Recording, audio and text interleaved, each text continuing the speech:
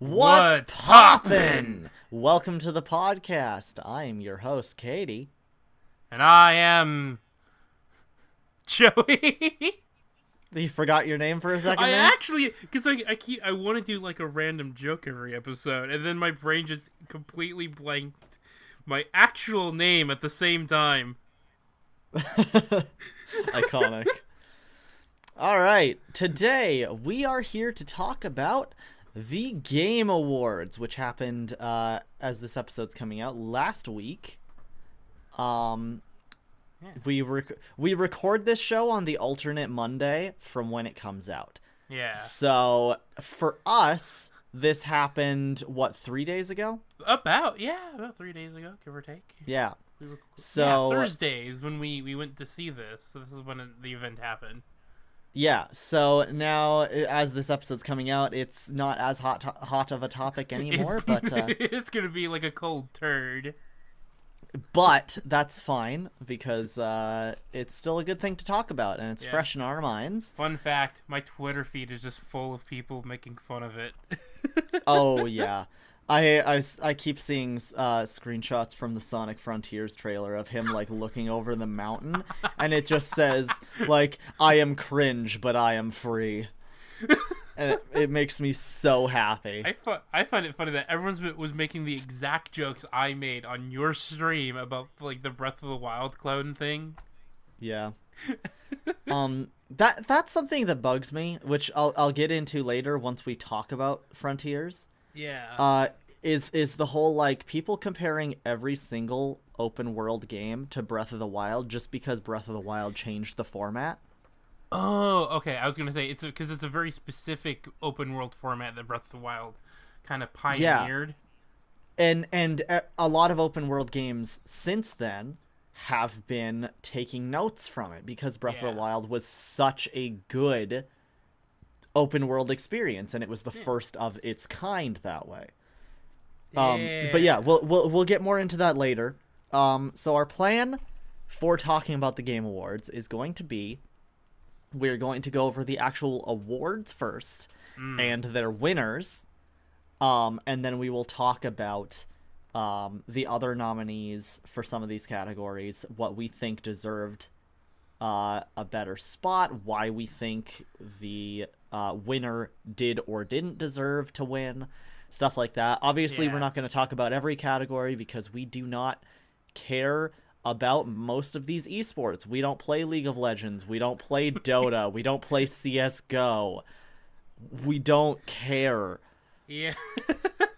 I'm trying to think of a joke, and I'm like, I've made it too many times now. So, yeah. Are you good to start out the topic? Sure. Am I reading it, or just or you just read in general? We'll alternate. I'll do the first one. You do the next one. Yeah. So, Games for Impact was a category that was won by Square Enix. Life is Strange: True Colors. This is the third Life is Strange game. Oh, it is. And so, quick funny story. I didn't even know this game existed until it was announced. Until they, I have no clue. I'm still on Life is Strange 2. I heard that this game came out via a Nintendo Direct, a couple of months ago, but I didn't care because I do not like Life is Strange. I think of all of the games that tried to be a Telltale game, Life is Strange did it the worst. Okay. I don't like the format. I don't like the story. I don't like any of the characters. It's the I like the high cool superpower concept, but when they're doing the whole small things and I don't know what's the word, issues, I guess. I just thought it was so boring. Yeah, okay. It's like, if you're going for a Telltale Games format, obviously the game is going to be slower. But use the powers a little more is the real thing, right? No, not even that. Just tell an interesting story. I think like if the game's gonna come to a screeching halt so that you can just have a slice of life moment, yeah, make that moment interesting. That's the okay, thing that makes Telltale games so impactful. You Got play it. The Walking Dead for the first time, Yeah. and every single interaction that Lee makes with every other character in that game is something that, even though it is just a back and forth conversation, it is something that you are actively building on that character. You are actively, even just in the slightest thing, you are actively like making a choice in the game that will affect your outcome. You talked to Kenny's kid once and had a little back and forth conversation about how cool a fucking Tonka truck was. And that instills your friendship with him. That, that kind of thing is vital. Actually, that explains why people liked, what was it, the first technical Life is Strange sequel, which was like a prequel to the first game. No one liked it because the main interesting thing about it, which was the time thing, was it in it, and the thing that actually people didn't like in it was only that game. Yeah. So, well, and that's the same reason why I hated Beyond Two Souls. Okay, yeah. Was because you go cool from concept, but everything that was cool trying to concept, make me relate but terrible to people. execution. Yeah, gosh. The only good part of the game, for me personally, was Willem Dafoe. He did a great job. And of course, the main character, who I forgot the actor's name. Elliot Page. There we go. Yeah. But yeah, they both did great job. Their acting was fantastic. The game fucking sucks. Which like as a movie, I can see how it'd be cool, but they made it into a game, and so then it's this whole interactive thing, but then it's like, oh, all your choices matter, but then it jumps back and forth between time, so your choices don't actually matter. Oh. And then the only choice that actually matters is at the very end of the game, so you've played this entire thing only to come up to the final 3 choices in the game, and those are the only ones that actually change the outcome. Yeah, so in Beyond Two Souls case, it both would be, what was it, story-wise, like in how they structure their story, would have worked for a movie, but like the gameplay thing sounds like a really good gameplay mechanic of you having this second entity to be controlling 2 people. Yeah. Sounds like, wait, I'm actually gonna do this in the games in like my far future. I just remembered. I literally had that as a mechanic. But like the problem with it, and the reason why it didn't work, was just because like during the action sequences in that game, like you could literally put down your controller and essentially fail the mission, and it would still move on the exact same way. Who would do that? During like sections where it's like you choose whether or not to okay, at the beginning of the game, the part where she goes to a party? I think so, yeah. Okay, yeah. So you go to the party, and you have the choice whether to try and interact with the people, or whether you want to use your second soul to just destroy the house and like hurt the kids and stuff like that. But it actually doesn't affect the game at all. You could literally kill every child at that party, and it would have the exact same outcome as if you just interacted and went home. Who would do that? That's not how that should work. Exactly. So like that's the reason why that didn't work. But anyway, back on topic. Life is Strange. Life is Strange also, it was a series that tried to be that same thing. And they wanted to make this story that like constantly made your choices have an impact. But the problem is that they made all of the main characters so unlikable in the first place. Ooh. I I literally cannot vibe with any of the characters that they are like putting in front of me because they're so just unbearable to a point where it's like, okay, this is our mainstream lesbian representation. This is the big thing everyone's talking about. And the only reason we're talking about it is because Square Enix put out a game that has lesbians in it. We're not talking about it because it's good. We're interested in it because they are lesbians with superpowers. Isn't that why everyone was totally into Last of Us 2 for the ages? Well, no, it wasn't because the game was good. It was just because, Ellie, gay. No, we're into The Last of Us because The Last of Us is good. Ellie just happens to be gay. No. The Last of Us 2. I haven't played The Last of Us 2, but I've heard it's a very good game. I've heard very mixed things about it. I heard there's the story beats are the part that people don't like. Like there's parts of the story that are just like, why the fuck would you do that? But also in context they kind of make sense because a lot of the things are happening from the perspective of Ellie's girlfriend who is completely fucking deranged. Okay. Right? So, that's a different story. I've only heard grapevines of Last of Us 2, and one of the complaints was just, they had gay, but they had really sucked at making it good. But Ellie was gay in the first game. Yes, so, like... That was what kind of made me chuckle, like, someone skipped a step somewhere. Yeah, Ellie being gay in the first game was actually a huge plot point. In fact, that was, like, the main aspect of what made the entire story happen in the first place, because she went on a date with someone she was interested in. I remember, that's what I remembered from the grapevine thing, was that the DLC prequel thing did it better than The Last of Us 2. Yeah. But I still haven't played The Last of Us 2. That's what I was primarily told. I haven't... And another reason why people don't like The Last of Us 2 was because the lead director of the game, not a good guy. Ooh. Lots of abuse, lots of alleged. Alleged. I should say alleged. Alleged. We always have to say alleged. Why would you not know? Our legal team can't do anything. Our legal team.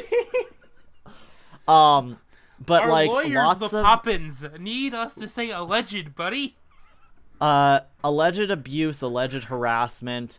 On top of that, just like lots of crunch time, treating the team like shit. That stuff's not alleged. That's true. Like, you know, it's there's a lot of reasons why people didn't like The Last of Us 2 that weren't just because of the game itself, right? Okay, a lot of people are like, we can't support this thing because of various 1, 2, 3 reasons, right? Yeah. And then the fact that it still won all those awards, people are like, oh, well, the Game Awards is rigged. They must have paid for all this shit, considering the fact that we literally have a boycott. Wait, that won last year's Game Awards. Last year. I remember hearing about that. Yeah, it was a whole thing. But yes, anyway, so that's a whole separate topic. Which we could talk about another day for sure. So for the small things I saw for True Colors when they were showing bits of it, at least when they were talking about True Colors, it was more like in the mind thing. Yeah, because I'm guessing my biggest guess as someone who did not play and why it has a big impact is that the True Colors part is a double meaning of like the pride. It's like saying is be your true colors kind of thing. Yeah. And actual just in general, that guy's pretending to be sad and angry, but he really wants to be a clown. Yeah. So, well, I understand it's a story. Good concept in there. It's a story about being true to yourself, but like, that's cool, but okay. So here's the thing, though. Does it deserve Games for Impact more than Before Your Eyes, or Chicory, A Colorful Tale, or No Longer Home, or Boyfriend Dungeon? I don't know about Boyfriend Dungeon. I actually don't know enough about Boyfriend Dungeon to really say. I personally have not yet played Boyfriend Dungeon, but I'm interested in it because boyfriends. But, you know, Before Your Eyes, I've heard from a lot of people, is a very thoughtful, impactful game. Yeah. I've heard that Chicory, A Colorful Tale, is a game that goes very in-depth on, you know, these topics in a way that anybody can understand, and it's very colorful and vibrant, and, you know, does Life is Strange by the small indie game studio Square Enix deserve more than these other things? So, to compare True Colors to Before Your Eyes, if me actually remembering the correct game for Before Your Eyes,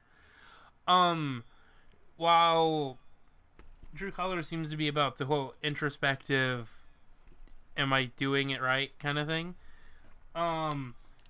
Open Your Eyes is a little more about, like, life in general and living it, especially, like, being happy with how much you actually lived. Yeah. Because some lives get cut short and may not have fulfilled those true colors for one reason or another. And I think that sounds a lot more impactful than just be yourself. Exactly. But that's also because be yourself has been, like, you know, a thing since the 90s. Yeah. I don't know. Two things I grew up on was, you're all special, be yourself.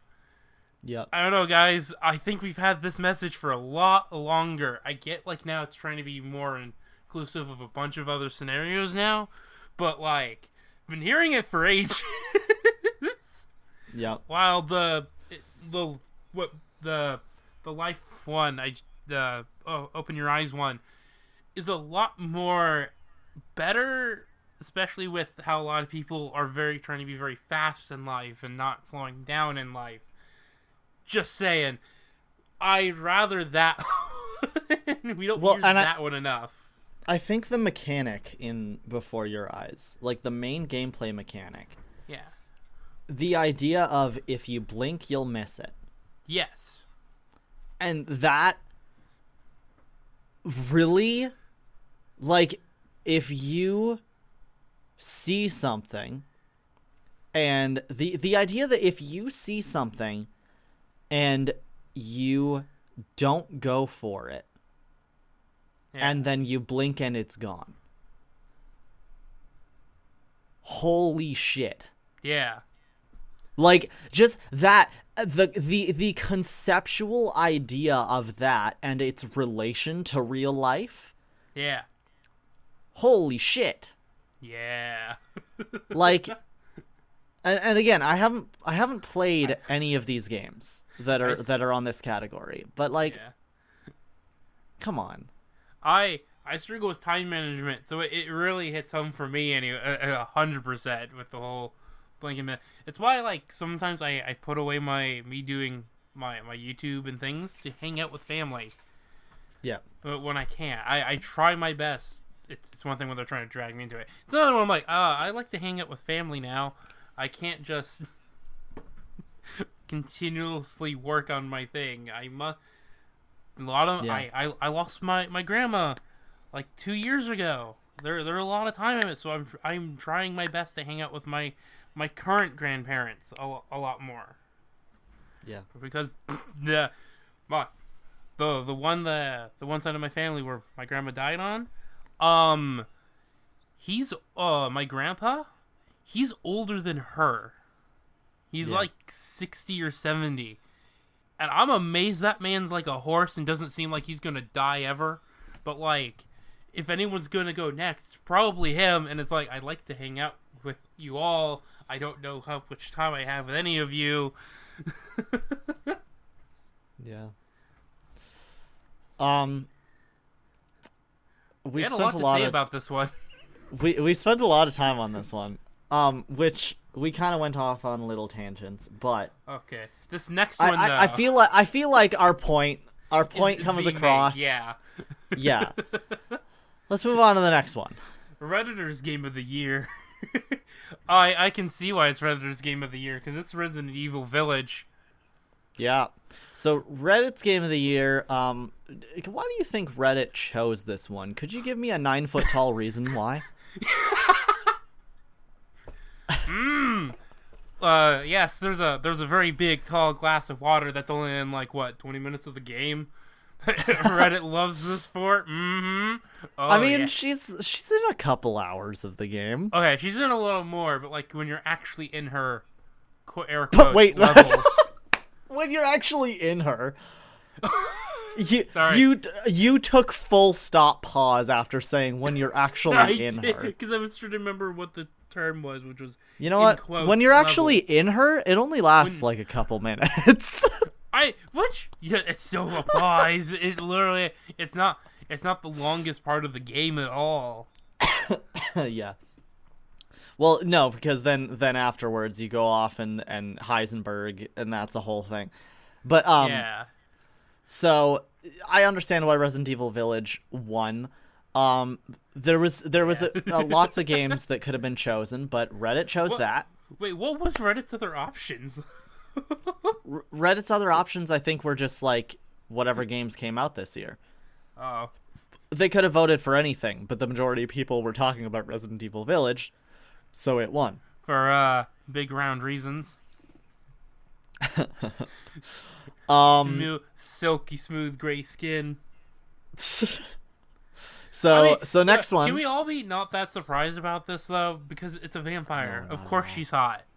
Yeah, she's hot. Literally, vampires. Dracula's been hot for ages, and now that a woman's, everyone's even more horny for it than ever. Yeah, well, I mean, vampires, their whole thing is lust, right? Yeah. That's a constant part of who vampires are.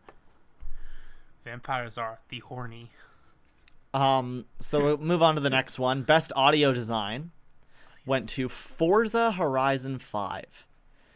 Now, best audio design, this is talking about the sound effects, the soundtrack, the way that the audio moves with the world around you, stuff like that. Right? Okay, yeah. So Forza, which is a very realistic driving simulator. Horizon has a little bit of fantasy to it in the fact that obviously you can't do most of this stuff with real cars, because of legal reasons, because of where you are, stuff like that. If you want a more realistic driving experience, Forza Motorsport is actual racing and stuff like that.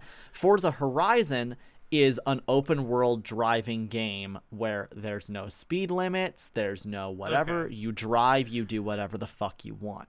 So if it's really nice, because like how you said, best audio design is stuff, especially in games, where most of the control is in the player. Most of that audio, I'm going to think more, a lot of that audio needs to react as much as the rest of the game to what's happening. I forget what it's called. I was trying to look into it when I was making my own game at one point. For audio to seamlessly change itself depending on what's happening to the player. So a driving game obviously really needs the I'm guessing depending on the pressure you give on your throttle, it will have a good rev up and down for it. Oh yeah. Well, and even to the point where you stop your car and you park or whatever, you can hear your engine clicking. Okay. Because that's what it does, right? You can hear the wind going through the trees. You can hear, what the soundtrack is very immersive. The sound effects are expertly designed to feel as realistic as possible. And, understandably, best audio design goes to Forza. Because... I'm looking at the other ones, and I'm like, the other ones can, but... Let's compare real quick. Okay, so we got Deathloop, which is a Bethesda shooter. Yeah. And sure, Bethesda games can have good audio design. Yeah. But that is more of a, as things happen, sound effects happen. Yeah. The audio design in that is more so a matter of soundtrack and immersion, and as you do things, sound happen. Yeah. That's more of what you're gonna see in like an action game like that. Yeah, the only Ratchet. Time, that wouldn't be specifically. Usually, the only time you're gonna have interactive things like that, it would mostly be the music doing that. Like exactly. I don't know, like a boss fight, the phase changes and now the music ramps up more or something like that, or a drop happens. I don't know what if Deathloop has any of that because I haven't played it, but yeah. So the next one is Ratchet and Clank, which Insomniac, their audio design is always incredible. Yeah. But that being said, it's more of a cartoony game, right?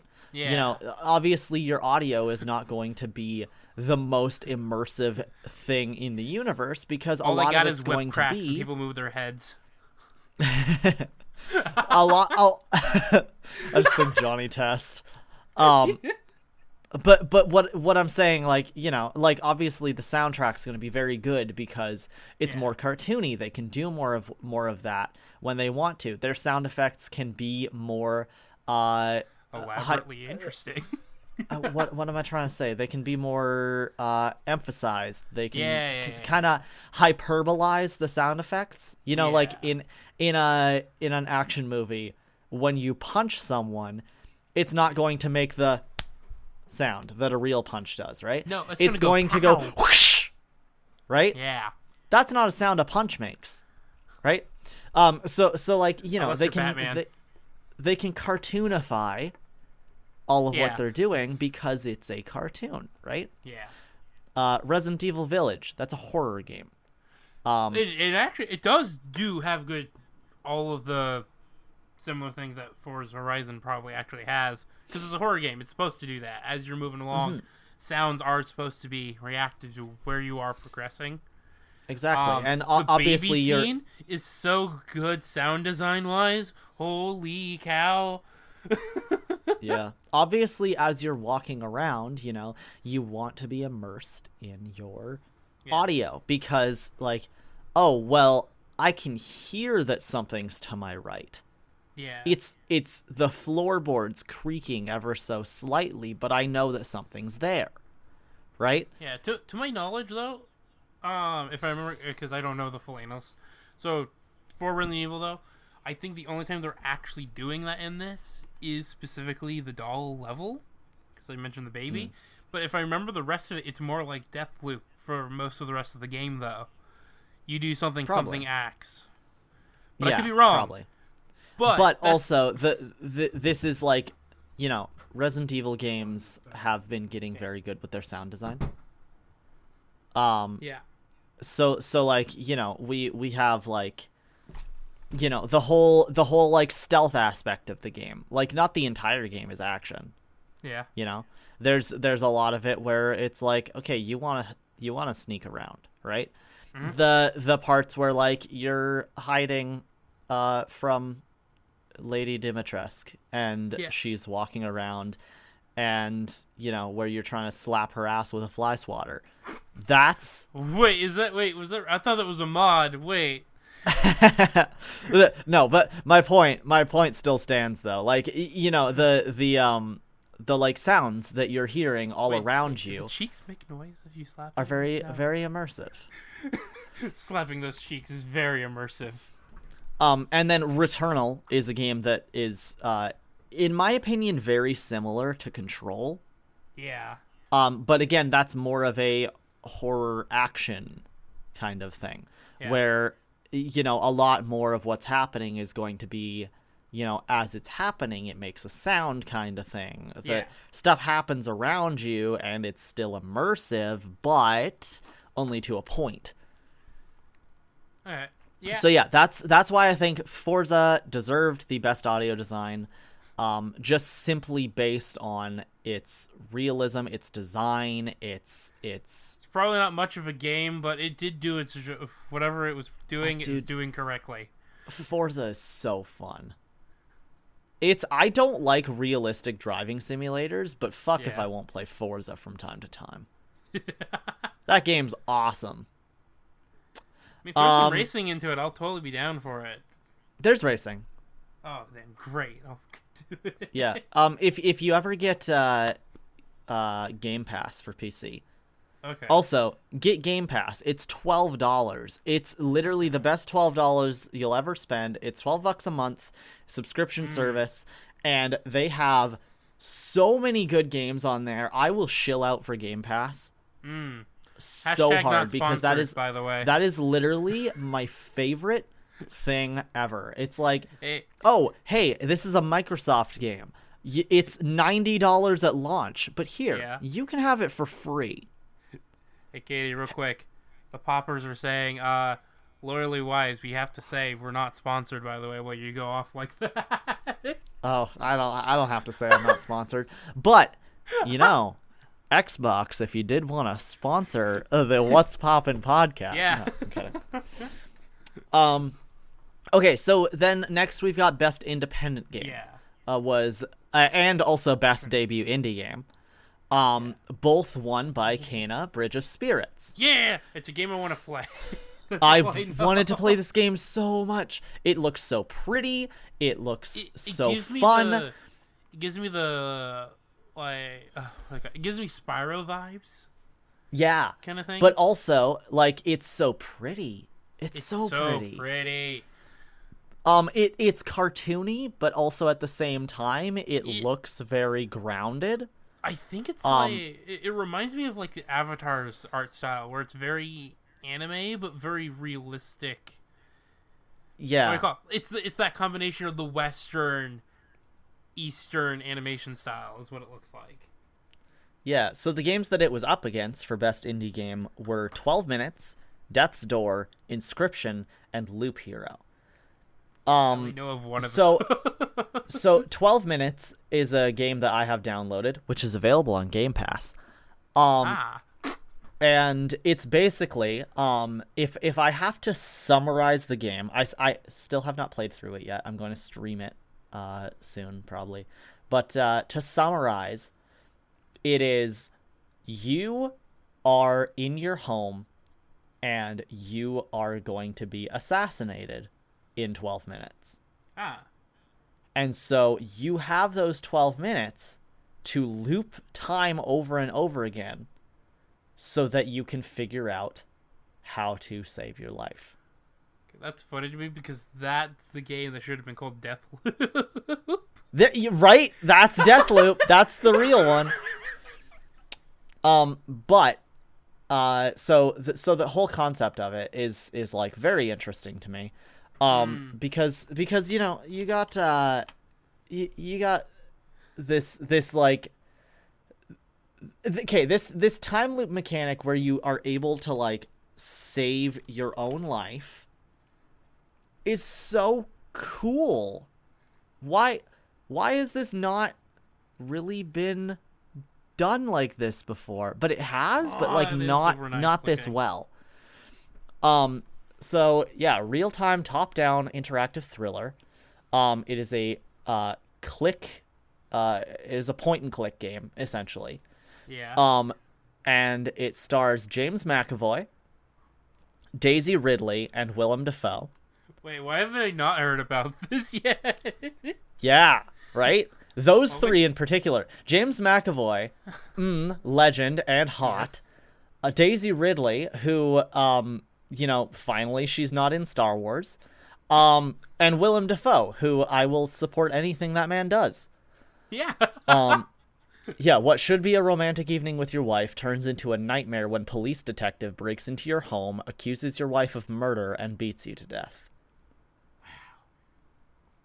So you're stuck in a 12-minute time loop. You got time powers. Go for it. Find a way to use the knowledge of what's coming to change the outcome and break the loop. Now this is a cool game. But that being said, it's also a pretty short game. Okay. Because, as fast as you are able to figure out how to stop this is when the game ends, right? So it depends on if you're good at puzzle solving. So it's right? 12 minutes plus whatever you actually figure out. Exactly. Or less. I'm curious how short you can get it, starting it from the very beginning, if you actually already know things right from the get-go. Yeah. And then the other one that I'm going to talk about is Inscription. Yeah. Which is an RPG card game that you, like, play against other... Things? What are they? Other things, other people, other demons, stuff like that. I don't know. It's very fascinating. I personally do not like digital card games. Yeah. But I've also seen a lot of people say that this is so much more than just a card game. Yeah. So I've been very interested to check it out, but I also don't know much about it. It seems interesting. I think there's a bit of other things you're doing in it. Yeah. I for some, when I first heard about it or watched it, I thought it was just you're in a card game, and you're in a game world that is the card game. Yeah, I know it's also like other rooms you can explore in it, so it's so there is apparently more to it. Yeah, I've also heard it's kind of like low key horror. Yes. Very. But yeah, so okay, so that's that. And then we got best performance. This is Maggie Robertson's Resident Evil. Maggie Robertson played Lady Dimitrescu. So case closed. We move on now. Obviously, she took the entire internet by storm. The entire internet was obsessed with this woman. I think the RR trend basically began with her, from what I can tell. Yep. Personally, I don't agree with this choice. Okay. Okay, so the other things that were up for this, we had both of the main characters from Deathloop as separate things on the awards. I'm so glad Deathloop did not win this.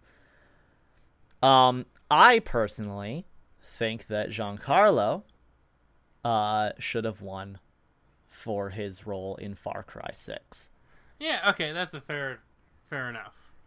Far Cry villains are some of the best villains with the best actors in any video game franchise.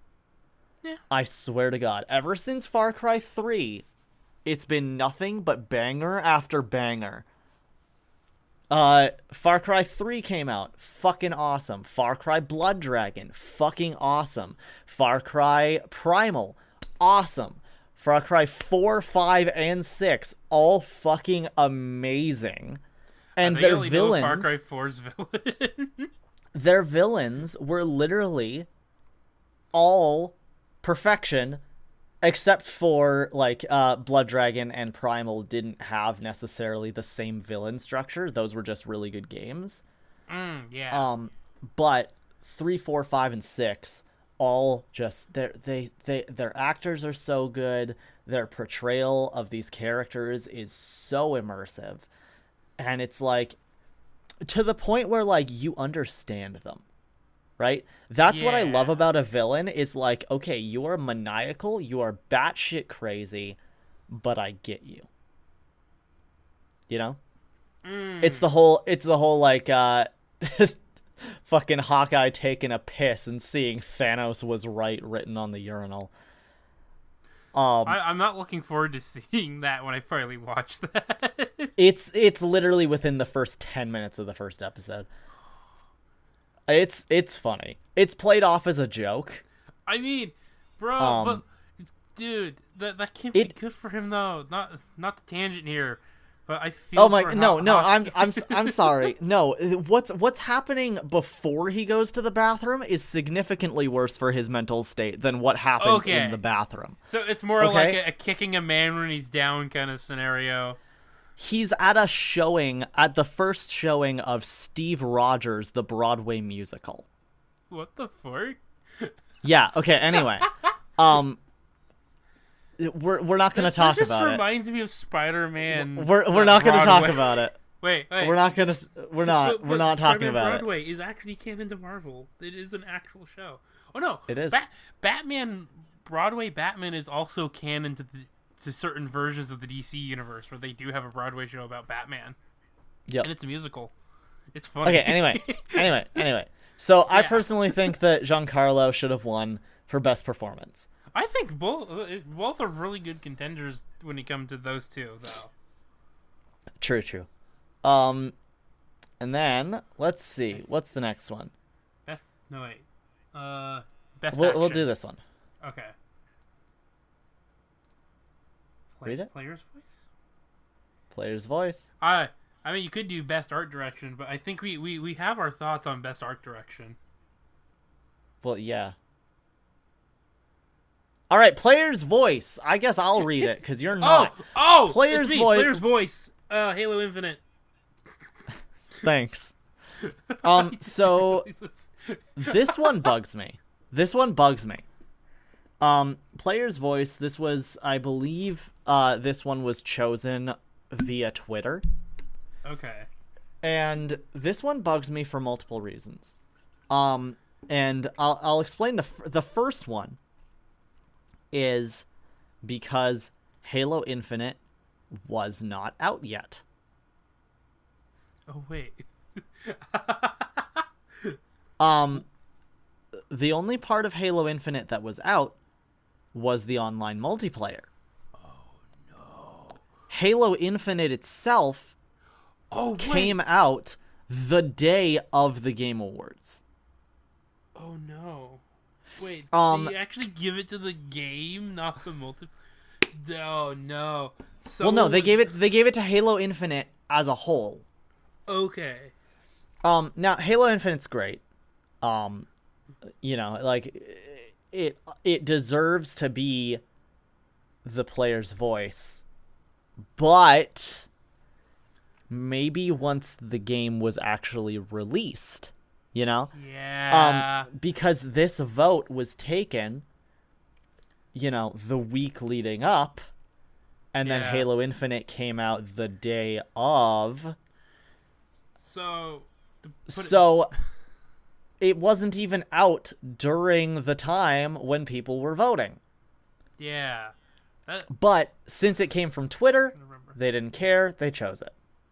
So that's like, what was it, like if Minecraft was still in alpha and it was going to be released, the actual thing, and it still got the award?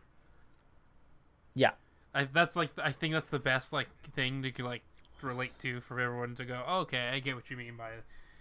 Because it was mostly just the multiplayer that was out, not the actual game yet. Yeah. So, that being said, the other things that were up were Forza Horizon 5, It Takes Two, Metroid Dread, and Resident Evil Village. So, on those notes, on technically all of them being good games, I can definitely see why Infinite should have gotten it. All these are really good choices, though. For sure. Because a lot of these had 40, 50 or so actual Let's Players involved in playing them. So I know that's not a good way of measuring it, but that's not it at all. But my point is they were played by a lot of people in quick succession, basically. Yeah. If you look up It Takes Two, you'll definitely find someone you probably know has played it. Same thing with Metroid Dread and Resident Evil Village. Everyone's played it. Yeah. So Now, in terms of, like, a game that I think had the most player hype, Yeah. I personally think Metroid Dread. Okay, And yes. and the reason why I think that is because you went from nobody talking about Metroid for years Yeah. to, hey, this is our first main series Metroid game in 15 years. The Metroid people were hungry. Yeah, we were very hungry and we ate well actually, this year. if I want to put I think the hype, there was also hype for Resident Evil Village, but that hype was before Metroid Dread came out, or wasn't out. I can't remember which. I know both had really good player hype.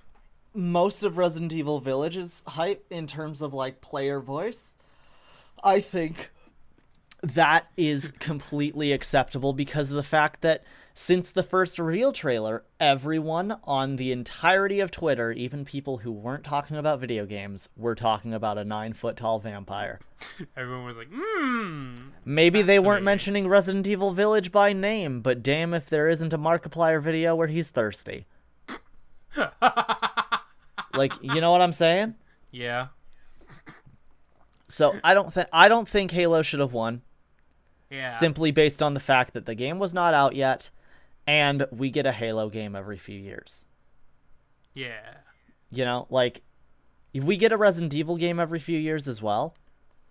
But the amount of people talking about this was insane. Yeah. The amount of people talking about Metroid was insane. I couldn't avoid the Metroid talking. And in terms of, like, people who just, like, love to play a game. Yeah. Forza fans love Forza.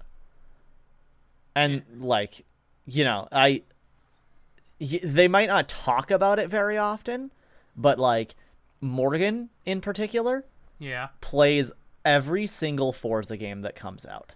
Huh. And you have you heard him talk about how much he loves Forza? Actually, I haven't. Probably not. But Forza is a huge thing that he really enjoys. And he'll play it for hours and hours and hours and hours every time a new game comes out.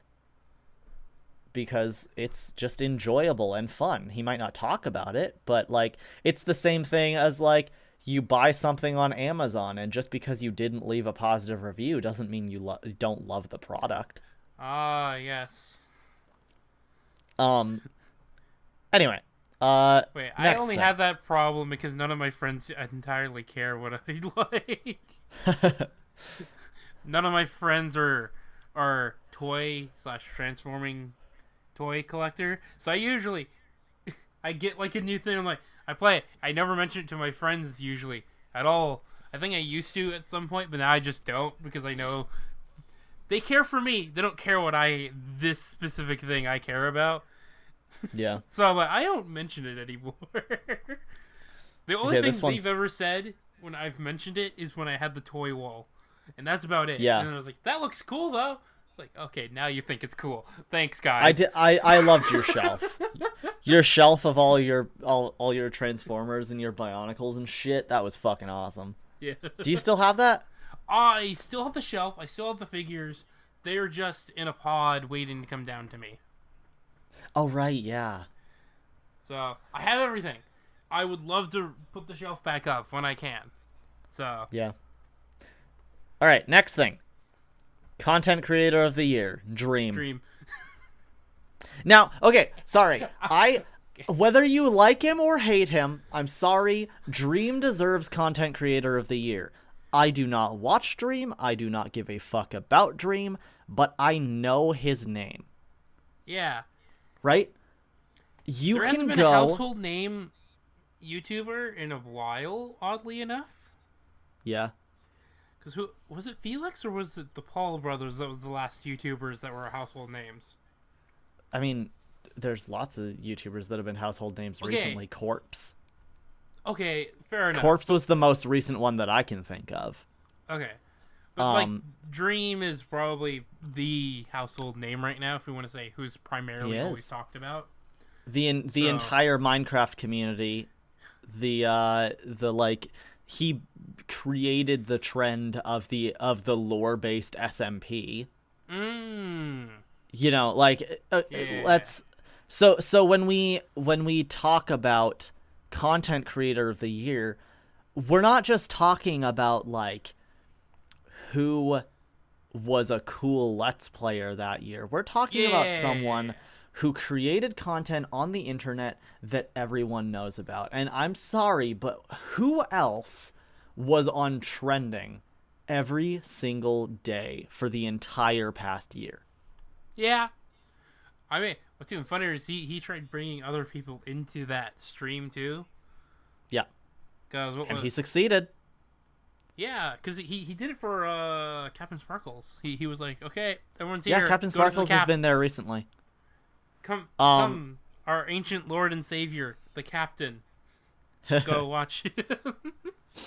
But like, you know, there's other people that have become, you know, sort of mainstays in the community because of their affiliation with Dream. You've got Tommy in it. Yeah, You've got Tubbo. Tommy. You've got fucking Technoblade is now super big in the community. You've got Carl Jacobs, who not only is he someone that is super close with Dream and his community, but he's also an editor and collaborator on Mr. Beast's videos. You know? Hold on. I hear agree. the dogs. Hold on, there's dogs. Josh? I hear the dogs. What are you all barking at?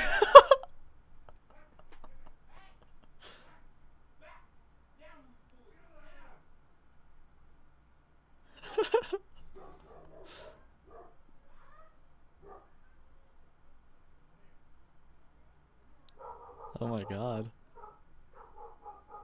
Those are some angry dogs.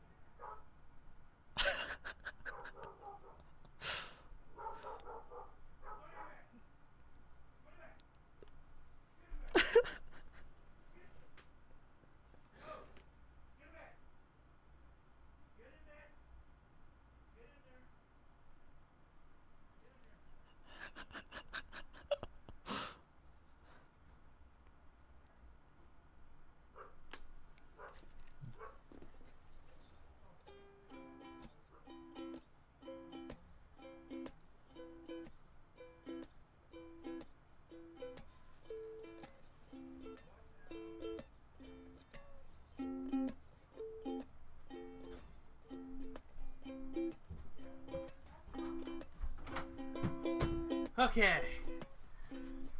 You done? So, Dream.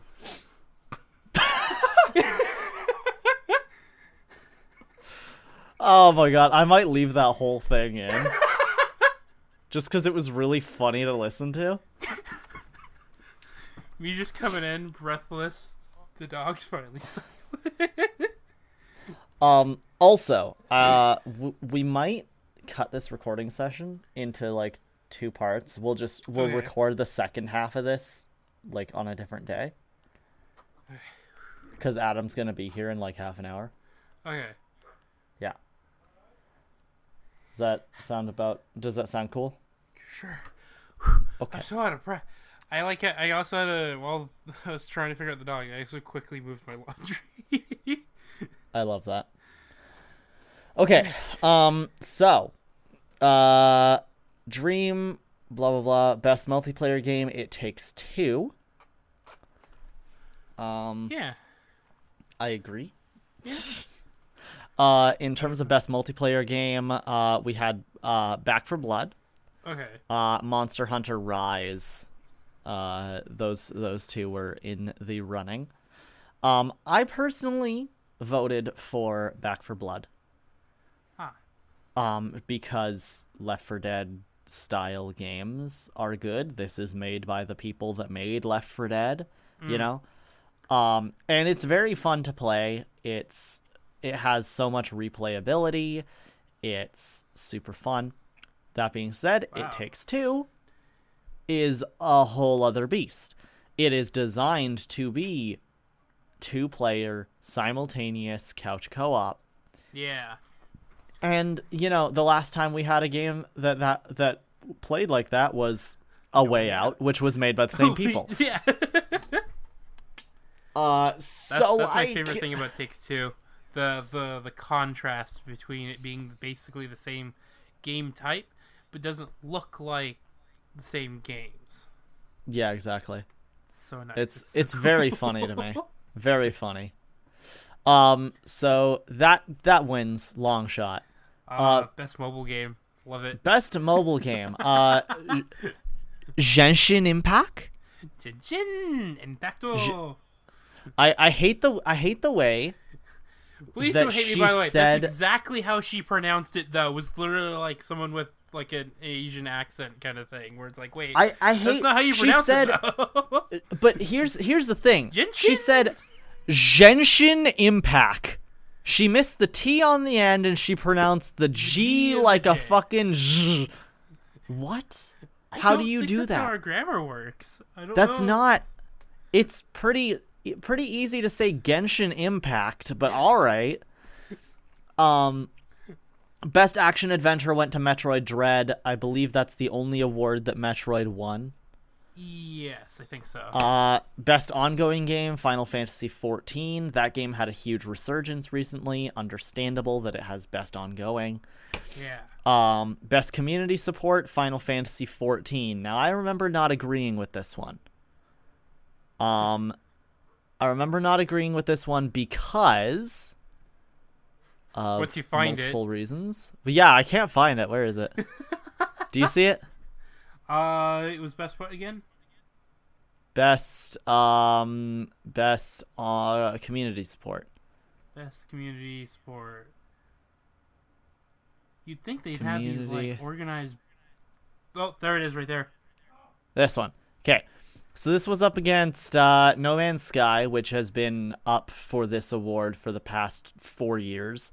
Fortnite, which has also been up for this award for the past 4 years. Destiny 2, which has also been up for this award for the past 4 years. Apex Legends, which has also been up for this award for the past 4 years. And so then the new boy on the block is the one that's like, I win. Best community support last year went to Among Us, which was great. Yeah. Which I'm very happy with. I think it went to Among Us. I'm pretty sure it did. It could be As wrong. someone who's but, never paid attention to this. I don't remember. Anyway, so this year it went to Final Fantasy XIV. It's had a huge resurgence recently. Personally, I was thinking that it should have gone to Fortnite this year. Okay, But that is just because you know how everything that's based in cringe culture eventually becomes mainstream again? Yeah. That was Fortnite this year. I mean, Minecraft was that at one point or another, too. Yeah, honestly. Minecraft has the fun part, because with Fortnite, it was cringe culture, and then, okay, there's things we can go, good game. Minecraft went from good game to cringe culture to good game again. It goes... Sorry, whoa. Choking to death. It goes back and forth constantly with Minecraft. Yeah. Right now, it's kind of going back to that cringe culture phase just because of the Minecraft YouTubers. Okay, because all the Minecraft YouTubers have returned now. Yeah, right? it's very upsetting that it's going back that direction, but, like, whatever, it's fine. I'll still embrace it. You guys were the problem. Leave. Stay out of this. Don't come back. Again, everyone who stayed here, stay. Again, can I mention that Sonic meme that I was talking about earlier, that I am cringe, but I am free? Yeah. So we've got that. That's fine. Yeah, personally, I think it should have gone to Fortnite this year, but that's just because of how much everyone has embraced it. I would say though, No Way Sky would have been on my top on that one. Sorry, just because what's it called? What's it called? No Man's Sky. You said No Way Sky? No Man's Sky. No Way Sky. Because when I was hanging Who's out Sky? Shut up.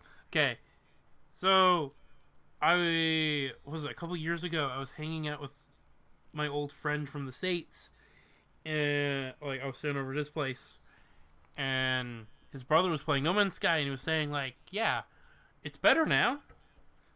It's not as stupid as it was when it released. So in that sense, No Man's Sky is at least a decent game now from community. Well, yeah, but it won the award a couple years ago for that exact reason.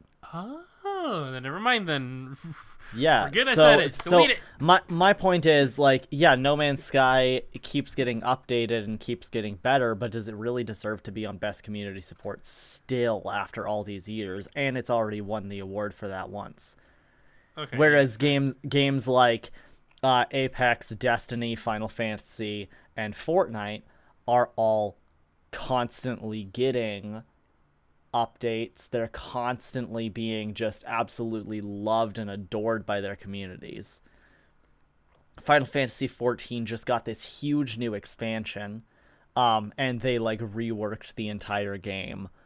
Apex is constantly adding new characters and stuff like that. Destiny 2 also is getting a huge new expansion. Fortnite just finished its newest chapter, and now we're on chapter 3, which is like a whole huge thing now. Yeah. So like, okay. That compared to No Man's Sky, which, hey, the game is good now. It's still good now. Okay, yeah. Cool. Show us something, right? Okay, yeah, I get your point. Yeah. Community support, sure, but what is the community excited about recently? Because there hasn't really been much. That's the way I see it. Okay. Yeah. So let's go on to community support. I did not say that word correctly. That's fine. Let's go with best family game. Now this I hate. Okay. We both had something to say about that. When this award was announced on stream, you and I were both just like, wait, what? Yeah. Well, mostly because we were looking at the candidates like, wait, hold on a minute. One of these is not like the others. Yeah, so we've got Mario Party Superstars, a really good family party game. Yeah. We've got new Pokemon Snap, a really good family-friendly Pokemon side game. We've got Super Mario 3D World plus Bowser's Fury, a really good multiplayer, family-friendly platforming game. Yeah, I played the original, so yeah. We've got WarioWare Get It Together, a really fun multiplayer, family-friendly minigame. What is it? Minigame collection compilation. Yeah. And then you've got It Takes Two, a cartoony but still serious 2-player game about a couple trying to save their marriage. Yeah. Fun for the whole family, right? Divorce is fun for the whole family. That's not a family game. I'm sorry, but it's not. A family game is something that I would talk about. Oh yes, I love playing this game with my 8-year-old cousin. Yeah. Okay. Yeah. If I were to sit down with my my fucking 6-year-old niece, and she were to be playing Pokemon Snap on the Switch, and I was sitting there with her and being like, hey, look over there, take a picture of that Caterpie. That's fun. Yeah, right? Yeah.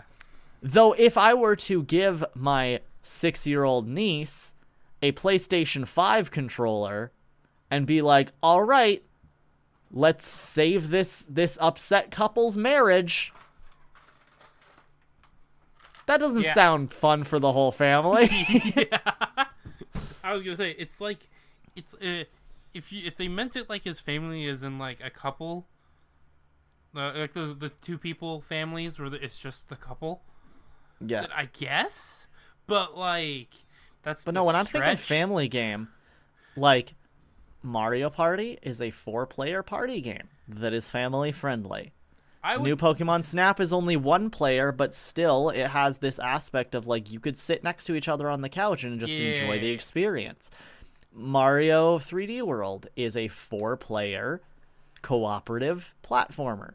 WarioWare is a 4-player. You know, it's what about this? They're all family friendly and cutesy and whatever, except for It Takes Two, and that's the one that won the award. I think so. The other thing is, I think the only other reason is that it looks like your usual family friendly game in how its art design is, which makes sense. And I think this is the primary thing that it was co-op. People looked at said it was co-op, or like when they were making it a nominee, they saw that it was co-op and it looked like your usual family-friendly Pixar animated film kind of game. I just show your 5-year-old nephew the part where you have to kill the elephant plushie. Like, show him that, yeah. and be like, yeah, this is family friendly. Just saying. Anyway, that's my takeaway. My big okay, hold on. I got it. So when I was saying like it's couples and like close friends kind of game. Yep. Yeah, couples or like, you know, me and you, we could totally play this and still make divorce jokes, even though we're not into each other like that. But like, yep. I would never ever give this to my kids. Yep. Because I will hear in the other room basically, I'm getting a divorce with my brother, and that's the last thing I need to hear in my day. In all honesty. Yep. You cannot like if the list is too long on everything wrong with I'm getting a divorce with my brother or sister. There's a lot to unpack there. Yep. Moving on. Best fighting We game. love It Takes Two. This is the weirdest thing they've done to us. Yeah, we love It Takes Two.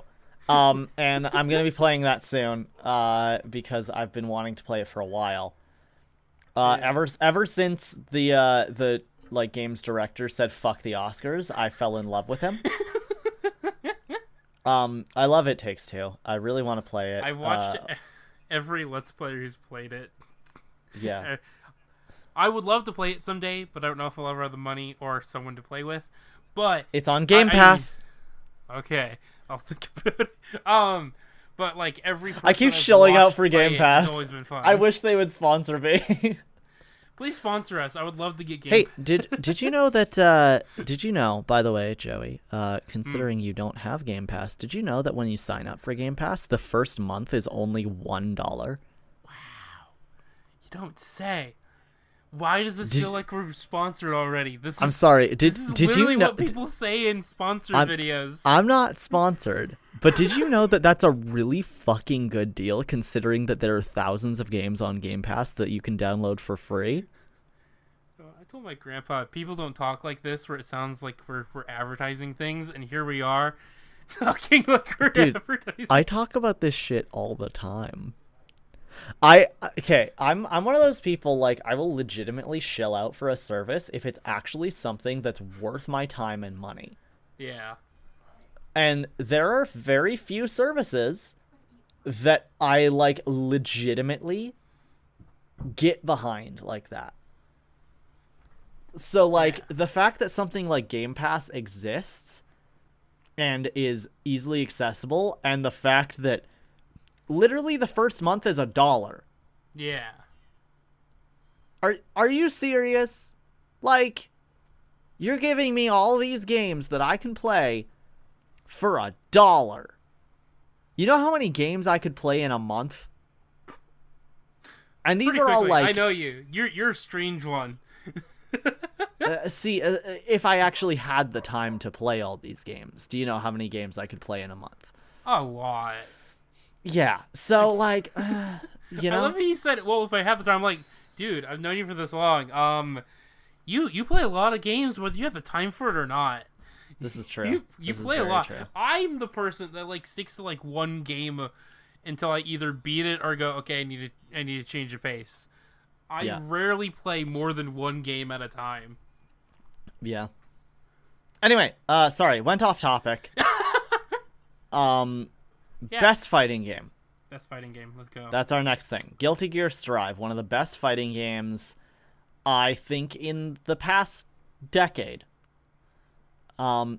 Incredibly well made. Very good soundtrack, very good characters. So here's the thing though. The things it went up against.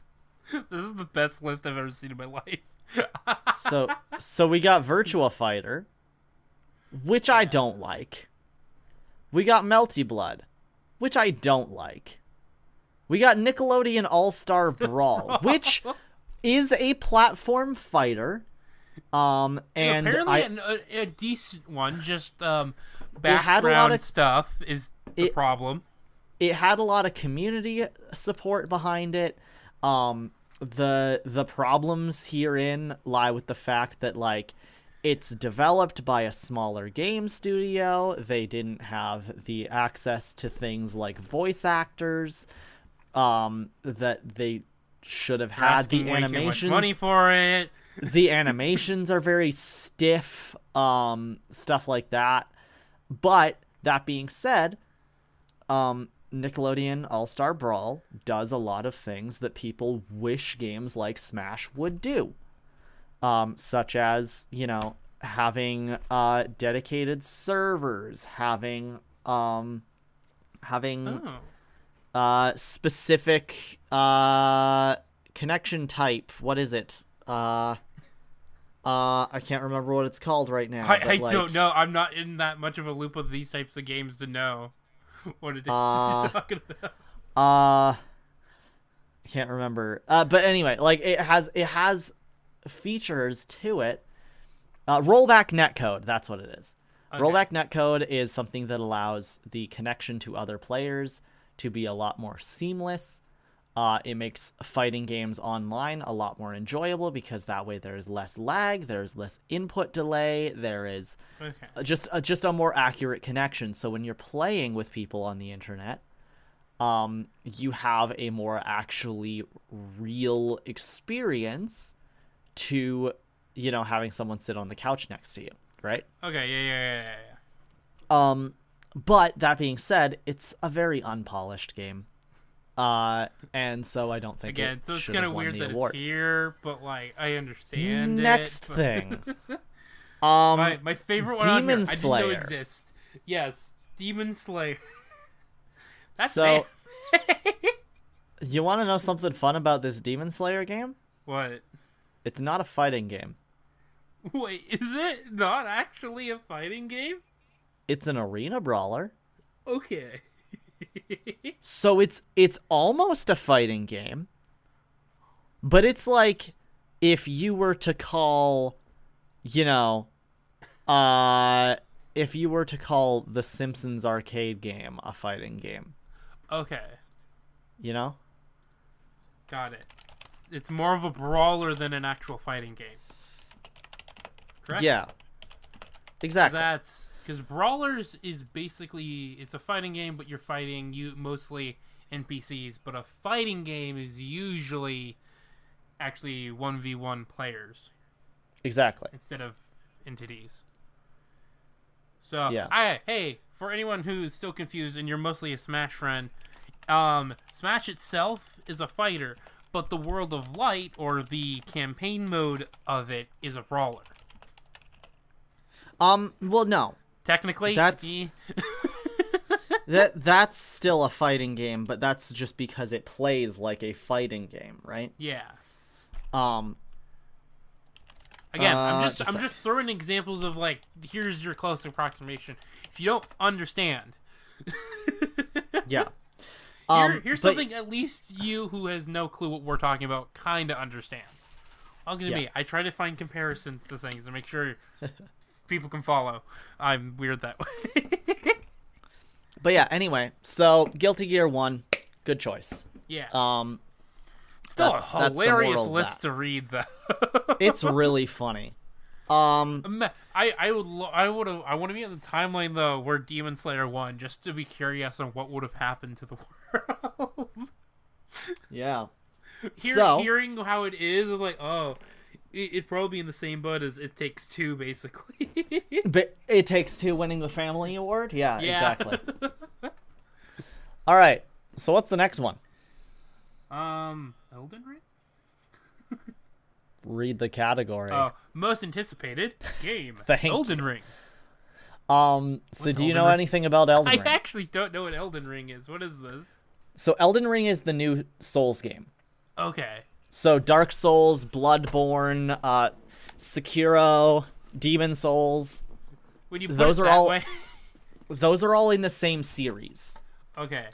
So Bloodborne and Dark Souls and Demon Souls and Sekiro are all in the same franchise. It's called the Soulsborne series. Okay. So Elden Ring is the newest game in that series, and it is made by the same team, right? Obviously. Yeah. But this one is an open world game with a story co-written by George R.R. Martin of Game of Thrones fame. Yeah. And this game is okay. So Dark Souls games are a lot of the time, it is you play them, and you know it's the challenge of it all. And if you want to know the story, you can seek it out, but you don't have to seek out the story if you don't want to. Yeah. People are excited for this one because apparently the story is going to be a huge thing to it, because as George R.R. Martin does, he writes a fucking good story. So, this game took ages to come out. It's finally here. So, is it very Lord of the Rings inspired? Like Game of Thrones was? Give or take. Don't crucify me, everybody. That's... Let's put it this way. It's George R.R. Martin's interpretation of how he would make Dark Souls. Yeah. Okay. So, imagine, like... I know you probably don't know too much about Game of Thrones, but... yes. you know basically the way that it's like such a huge has such a huge impact on the fantasy genre, right? Yes. Even just with the fact that it is compared to Lord of the Rings, and stuff like that so often. So that being said, you know, you have the same guy who made that doing his interpretation of Dark Souls. Okay. Which, you know, it's set in the same world. It has the same rules. But this is the first time we've had an open world Dark Souls experience. This is the first time where we've seen a story of this caliber in the Souls universe. Yeah. Stuff like that, and people have been very excited about it. This game was first announced like 5 years ago. We saw nothing about it for 3 years, and then we got a trailer, and then silence. You know, like not too much after that, and people are so excited. And this game's finally coming out in a few months. Ooh. And we got a new trailer for it. We've got some story hints. We've gotten like a look at the world that we're gonna be seeing, and we're very, very excited about it. And it's understandably, this has won most anticipated game for probably the last 3 years. Okay, so it's still the most anticipated game. Now I'm very curious, because when I go back to when I actually read it, before you really explained it, I was like, is this Lord of the Rings? They're like 12, and then you brought the Game of Thrones guy up, and I'm like, oh, so it is basically a Dark Souls Lord of the Rings. But no. But it's probably a little bit different, but yeah. Yeah. Man, I kind of want a Dark Souls Lord of the Rings, though. Like an actual licensed Dark Souls styled Lord of the Rings. That sounds like a good time. I mean, if you want a sort of Souls-like game that is set in the Lord of the Rings universe, you could play Shadow of Mordor. I've been wanting to. Don't play its sequel, Shadow of War, but play Shadow of Mordor. That's a good one. The sequel fucking sucks. Got it. So who are our other anticipated games then? our other most anticipated games, let's see. We had God of War Ragnarok. Yeah. We had Horizon Forbidden West. Yeah. We had the Breath of the Wild sequel. Yeah. And Starfield, something I've never fucking heard of. Yeah, that doesn't check out to me either. What in the world is Starfield? It's a new open world Bethesda game that's set in space. Ah, Hooray. Bethesda. It's another fucking Bethesda game. Set in space. Let me guess, it'll play Wait, exactly like a Bethesda game. Announcements Bethesda games in space though? Yeah, a lot of the announcements are just Bethesda and like sci-fi shooters. I like sci-fi shooters.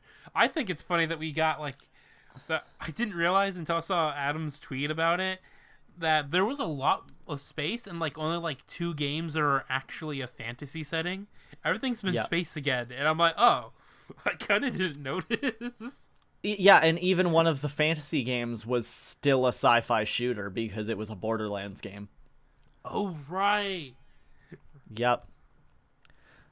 So here's the other things. God of War Ragnarok, a sequel to the critically acclaimed, I think it was 2016? Yeah, soft reboot of God of War.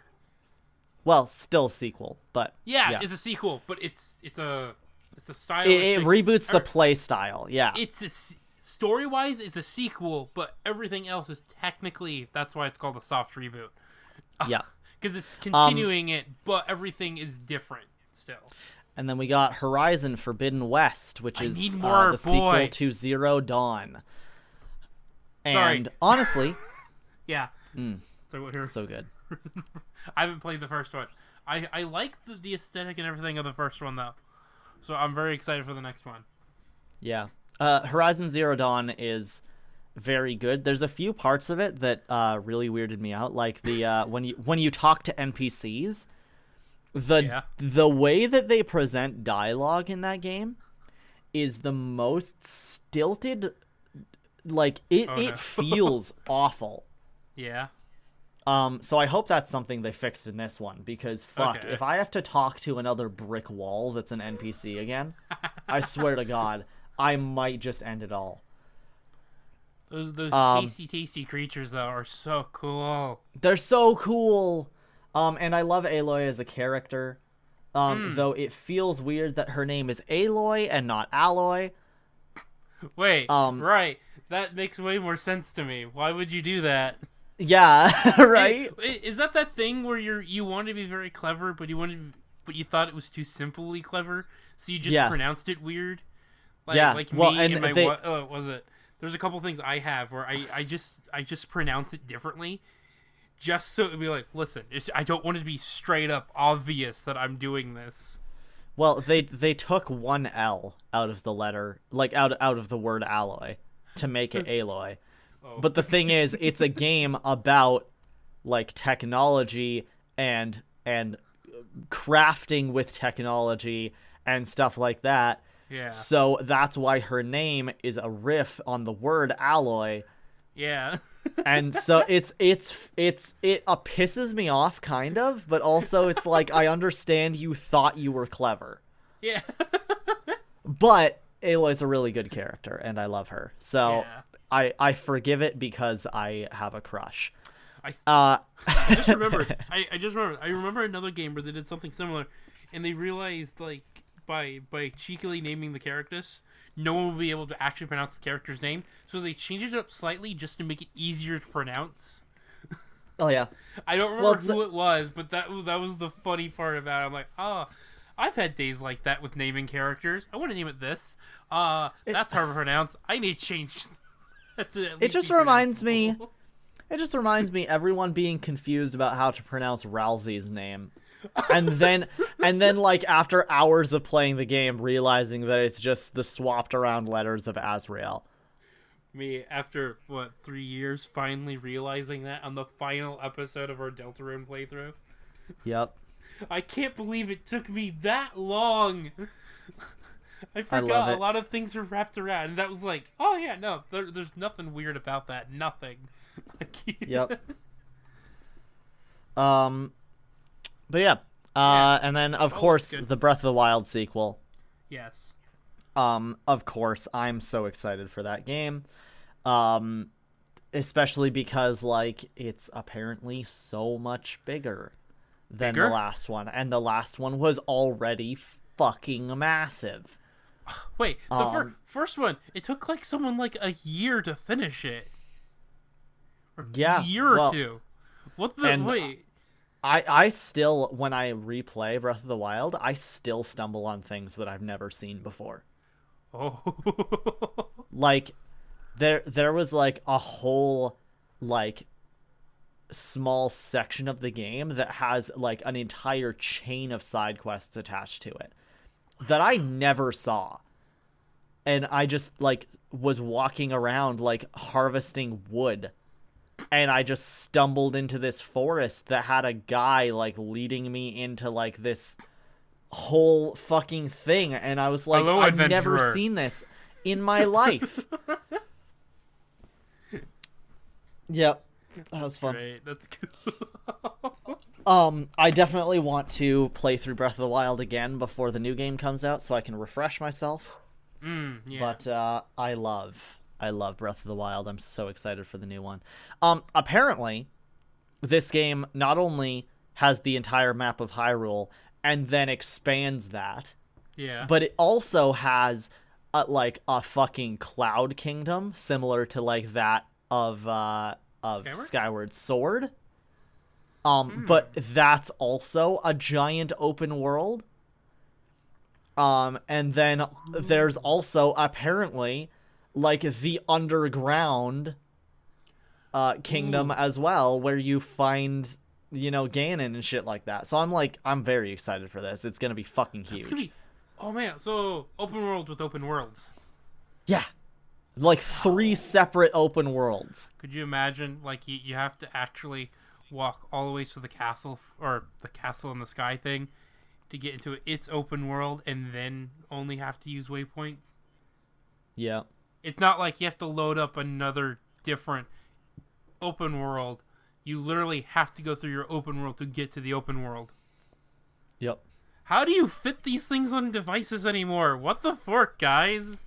Well, and yeah, that's also a thing. The fact that this is a Nintendo game means that since it's first party, they will find a way to fit the entire thing onto that cartridge. I mean, to be fair, the first God of War game cheated its open world. True. Because it used very clever trickery to keep its open world an open world without making it an actual open world. Yeah, and that's a huge part of optimization. Yeah.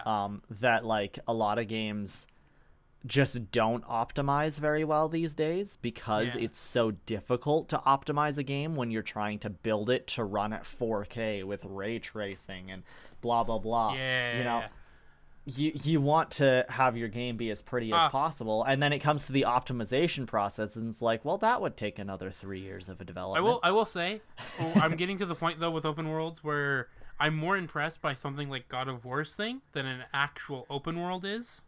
Yeah.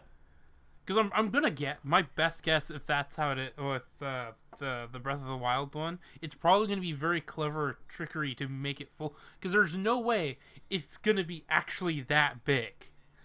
Especially I mean, when you with think a about Switch it, cartridge. Wait, now I'm thinking of it. Yeah, They yeah, have that's to what I'm at saying. least find a way. They can't have it all in one level. It's gonna be painful to do that. Yeah. Well, but like even if you think about it, like you know, older games like the first Dark Souls, you know, that game's technically open world. Like, yes, it's very clever about it. That's why you confused me when you said the Dark Souls first overworld, and I'm like, wait, didn't we play like the first one or something? And that's basically what it was. Yeah, but it's not actually open world, right? It's doing a similar thing then, right? Yeah, exactly. It's very clever about it. Certain times you open up doors and go through things. It's reloading, deloading things. Yeah, exactly. I really want to. I want more people to do more out of bounds things for stuff like that. Because it's just cool looking at how they do that and make it look so seamless. I've watched so many RPG Maker open worlds videos of how clever they can get with making it look so seamless. It's so cool. Yeah. I mean, there's also the crazy ones who literally actually make RPG open worlds for some odd reason. But yeah, I love it so much. It's fun. Okay. Now, that being said, we've got the big one. The big one. We have Game of the Year. Game of the Year. That's the last one we're going to talk about for this. Yeah. We have... And then we can never talk about awards ever again. Ha!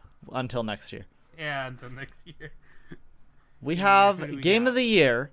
There was 6 that were up for Game of the Year. We had It Takes Two, Deathloop, Metroid Dread, Psychonauts 2, Ratchet and Clank Rift Apart, and Resident Evil Village. Yeah. Now, let me start by saying that I am so sad that Metroid did not win. But I am extremely happy that It Takes Two won. Yeah. This was another. Wait. This is where our we wanted It Takes Two to get some award during this. It was just when it did get a award, we were like, guys, no. Yeah. So I was kind of just like, I wanted an award, just not that award. I was very choosy beggy at that point. Like, okay, but that's not what. So when they announced the end there that it got Game of the Year, I'm like, you know what? Fine, let it have the family reward. It's got the true thing now. Yeah, it's got the FU all games reward. I still think the family award should have gone to Mario Party, in my opinion. Yeah. Because that's the best Mario Party game we've had in years. Yeah. Though, Game of the Year going to It Takes Two, that is huge. That is huge. So it's published by EA, but the game is actually made by an indie studio called Hazelight. Yeah. And, when this game was first announced a few years ago, I, first of all, love the game's director. He's so funny, and he just has like this presence about him that he's like, yeah, I know I'm hot shit, and I'm going to prove it. And the fact that this motherfucker year after year was just like, yeah, you guys just fucking wait until you get this thing. And then we got this thing, and it was actually as good as he was claiming it was. Like, who can say that? Who can say that they've actually, like, met expectations like this man has? I wish I could. That's all I can say. So, we've, this was up against Deathloop, which people were like, Deathloop's probably going to win because of the same reasons that The Last of Us won last year. Yeah. Because, chances are that Microsoft and Bethesda paid too much money to the Game Awards so that they could just win the award. Because rigging these contests happens all the time. Yeah, I hear it. God.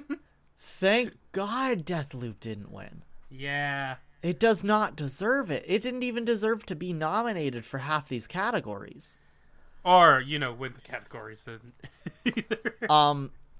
Metroid Dread, I personally think that was my personal choice. But, again, of the games that are on here, the games that I played, that's the one I liked the most. We skipped best game direction, and then we had, a good hot take on that one. That's fine. I'm looking at... Speaking of Deathloop, by the way. Yeah, Deathloop won best game direction, which that's pisses me off. Deathloop also won best art direction, which also pisses me off. I don't want to get into that right now. So I love looking at it, because we'll be here for another half hour if I have to talk about how much Deathloop does not deserve this. Think about it, though.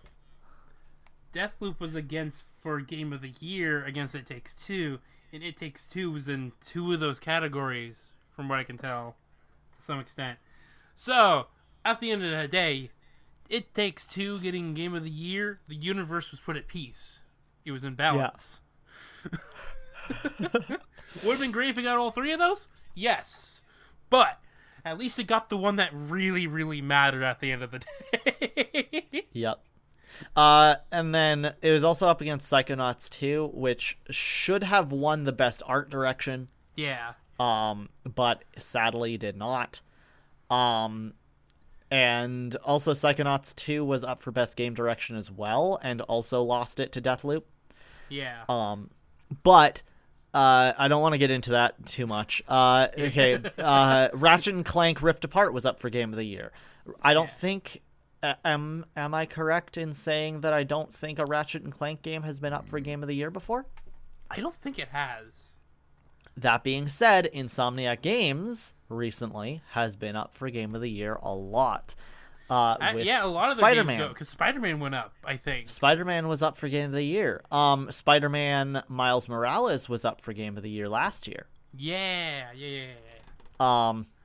And yeah, so Insomniac's been doing great recently. Yeah. And them. I haven't played the new Ratchet and Clank, but I've seen a lot of porn of it, and it looks great. That's like 90% of like some things where I'm like, oh, I haven't heard of this. Have you seen this? Oh, I have seen that though. Intentionally or not, I've seen that. Yep.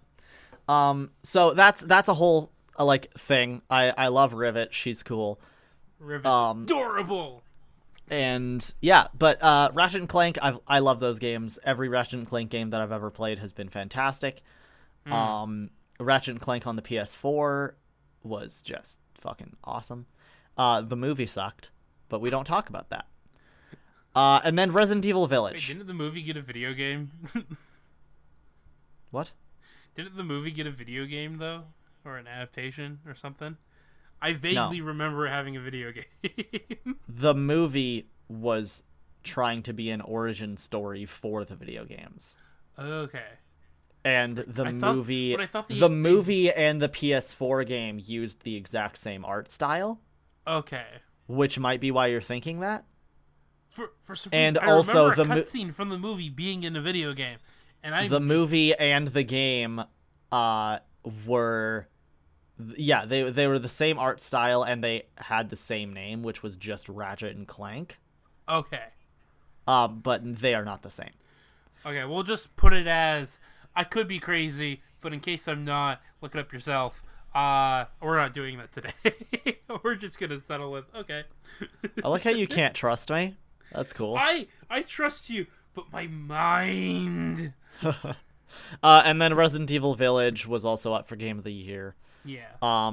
As good as it is, I don't think it necessarily deserved to be Game of the Year, but I definitely think it deserved it more than Deathloop. Yeah. So that's that one. Yeah, so here we are. It Takes Two, one Game of the Year. The world was at peace. Silence fell over the land.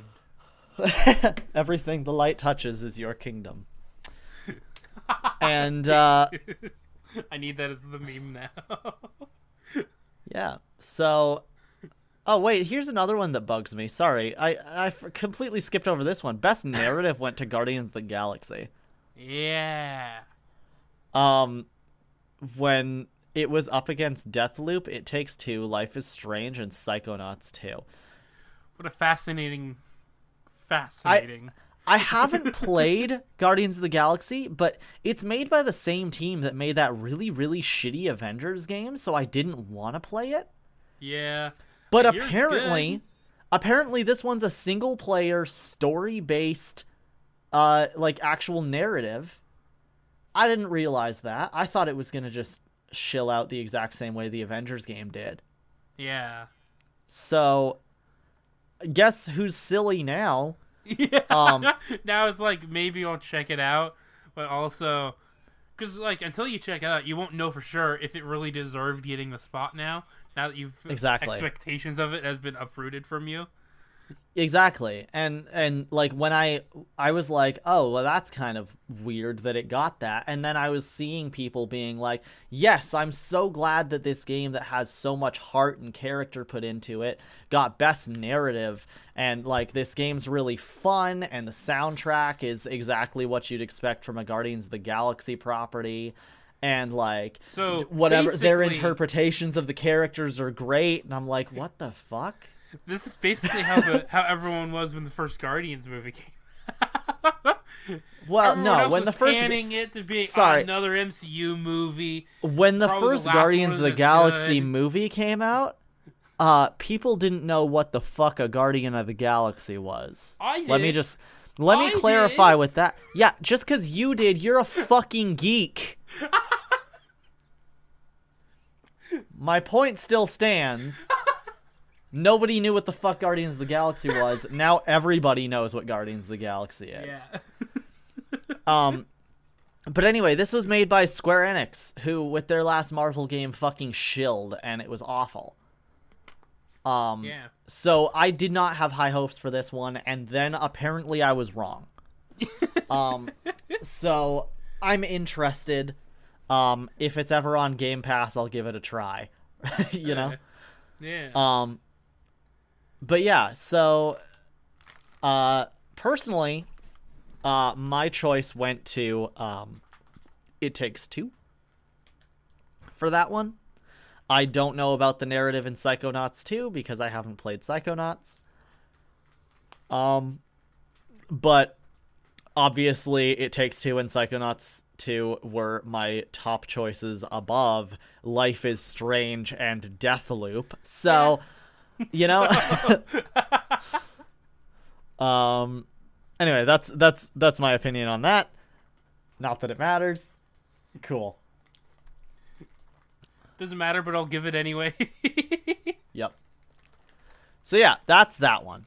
And that is going to be the end of our talk on the awards side of the things. Yeah. The next thing that we're going to talk about is the what is it? The reveals. You know, the reason that you talked me into coming there in the first was they'll show things. I didn't care about the awards and all, but they'll show. Didn't care about the awards at all, but here we are, an hour and 45 minutes later. So I mean, you had something to say. After the fact, okay? It's one thing to be like, okay, can't wait. Yep. This is how I am. Every other award show, it really doesn't matter to me unless I'm involved. Yeah. Like, that's the so quick tangent. In like school and things, when they had awards for like at the end of the year or in anything, you know why I didn't care? Because I knew I was never nominated in anything like that. I don't care. Oh, I'm same. Not for an egotistical thing or anything. It's just like, well, I'm not on the banner, so why should I? Because you know, like in my high school, they actually gave out prizes too. If you got an award too. So Yeah. in most of those, I wasn't in. I would hate when they would hand out scholarships. Just like, yeah, you're smart enough to go off to school. Yeah. And then you get like the fucking skanky side eye from your principal, and he's just like, yeah, that's right, you dumb motherfucker. You get nothing. So in our high school, the like couple of the awards was iPads. They actually handed iPads. If you got an award. And I'm like, okay, yeah, I get it. I have an iPad already. Okay, fine. So point is though, it's literally like I know I'm not on the roster because I'm either not. I know I'm not actively doing something for that award anyways. Yeah. Or I'm not technically in that category. It's like there were categories like, oh, frick up if I am technically in that part of the category. And go, okay, maybe. I'm not hopeful, but maybe. So, same thing for this award thing. When I know it's something like, oh, here's a game I like, I'm curious if it will actually get this in this thing and whatnot. But usually, in that case, I usually find out after anyways, because I'm going to get bombarded by tons of ads of we won game awards. Yeah. There's always like, by the way, every time a Disney movie comes out, they're like, now this is the best movie of the year. We totally are going to win the Emmys. Huh? Yep. You've only been out for like 2 months. Calm the fork down. Stop it. Okay, so the next thing that we're going to talk about, as though there wasn't a day-long cut in between these parts of the episode. Nope, not at all. The next thing we're going to talk about is going to be the announcements that happened. Yay! So, the thing that we just mentioned not so long ago, not like a full 24 hours. Yeah. And we were. This is the part I actually came in to watch, and then spent 4 hours going. Okay. Yes. So, also, we didn't plan on this podcast episode being this long. We were like, we'll never have a podcast episode that's longer than an hour and a half. And then we spent 2 hours alone on just the first half of the topic for this episode. Yeah. So, yeah, I don't know how long the second half will be because a lot of these reveals mean nothing to either of us. This one might be short, but I have like... It'll like definitely be things. shorter, but like, there's a few things that I do really want to talk about. Yeah. So we'll go through the reveals in order. The first one was Texas Chainsaw Massacre. I think what's the funniest thing about this one is I'm like, cool. And I also found out apparently Texas Chainsaw Massacre is allegedly based on a true story. It is, yes. And I'm guessing that's probably the first one. All the other ones I don't think are real people. But well, most of them are fiction, but like it's based on the first one's based on a real thing. Yeah. But, and yeah, okay, so I the loved Texas who was it, Morgan or Faulty? Literally guessed it 3 seconds before the title showed up or something like that.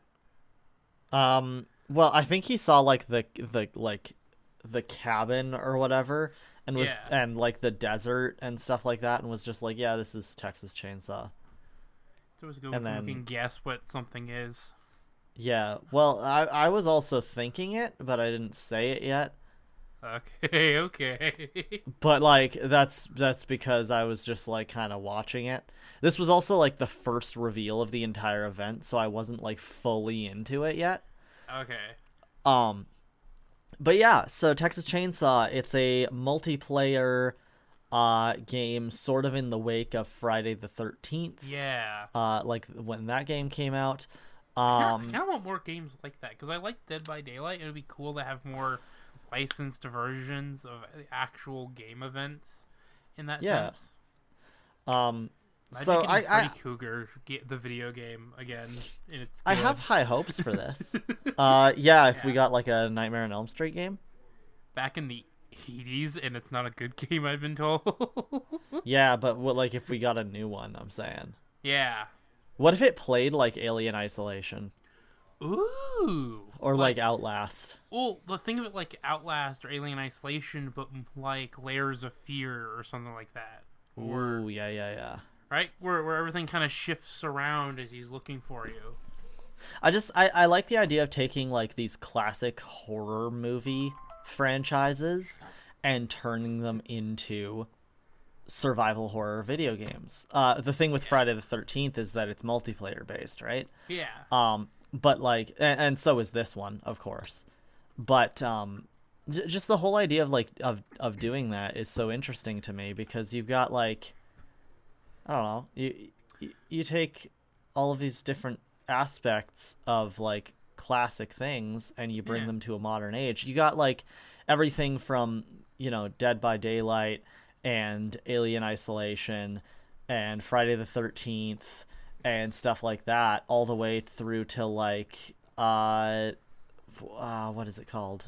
Oh no, never mind, I forgot what it's called. Oh shit, so, it was on the tip of my tongue. Oh yeah, Blair Witch. Oh, it did. The Blair Witch video game is like so much better than any of the movies.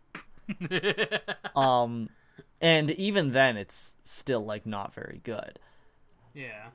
But you know, my hatred for Blair Witch knows no bounds.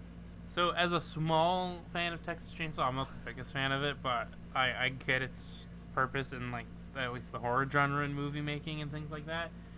What would be cool for the game is it's like Battlefront. Which, okay, hear me out. What? Hear me out, okay? What the fuck?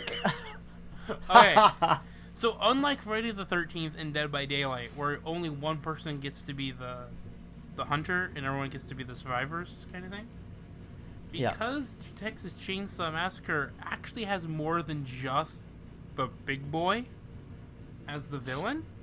As the whole family. It would be cool for you to actually have teams. You could either be the Sawyer family or the survivors. Yeah, I can see that. Because basically, as we all have the issue, because they just do it with the Leatherface, then it's just going to be Friday the 13th Redux. Which, you know, it will be a replacement rather than something new. Because no one can play the original game right now. Yeah. So I would like it. That's what I meant by Battlefront. We should be able to, like, do teams instead of just one guy versus everyone. Because, you know, and it would be in the how the thing was. Technically, even though he's the scary guy of it, the really scary people are the rest of the family. Yeah. I just hope that you can, like change. Like, it's funny because, like, I don't like Texas Chainsaw very much. Yeah. Like just as a franchise, the few that I've watched I found are, like, really awkward movies to watch because they were made for, like, they're made purposely awkward because that's part of the suspense of it. Yeah. Is, like, all the characters are awkward. They don't know how to interact with each other. It's just a weird setting. Mm-hmm. And then, like, you know, the family themselves are, like, very bizarre characters interacting with each other. You know, and then but like, I hope one of my main hopes for this is that as an aesthetic, Texas Chainsaw has a very specific feeling to it, and I hope the game can have part of that feeling. And I think part of that would be, like, you know, really representing the time that it's from, really giving you the ability to change outfits like Leatherface does constantly. Like there's the whole, like, the whole aspect of, like, different costumes for characters in games recently. Being like, you know, oh, these are cosmetic items that you get from whatever, blah blah blah.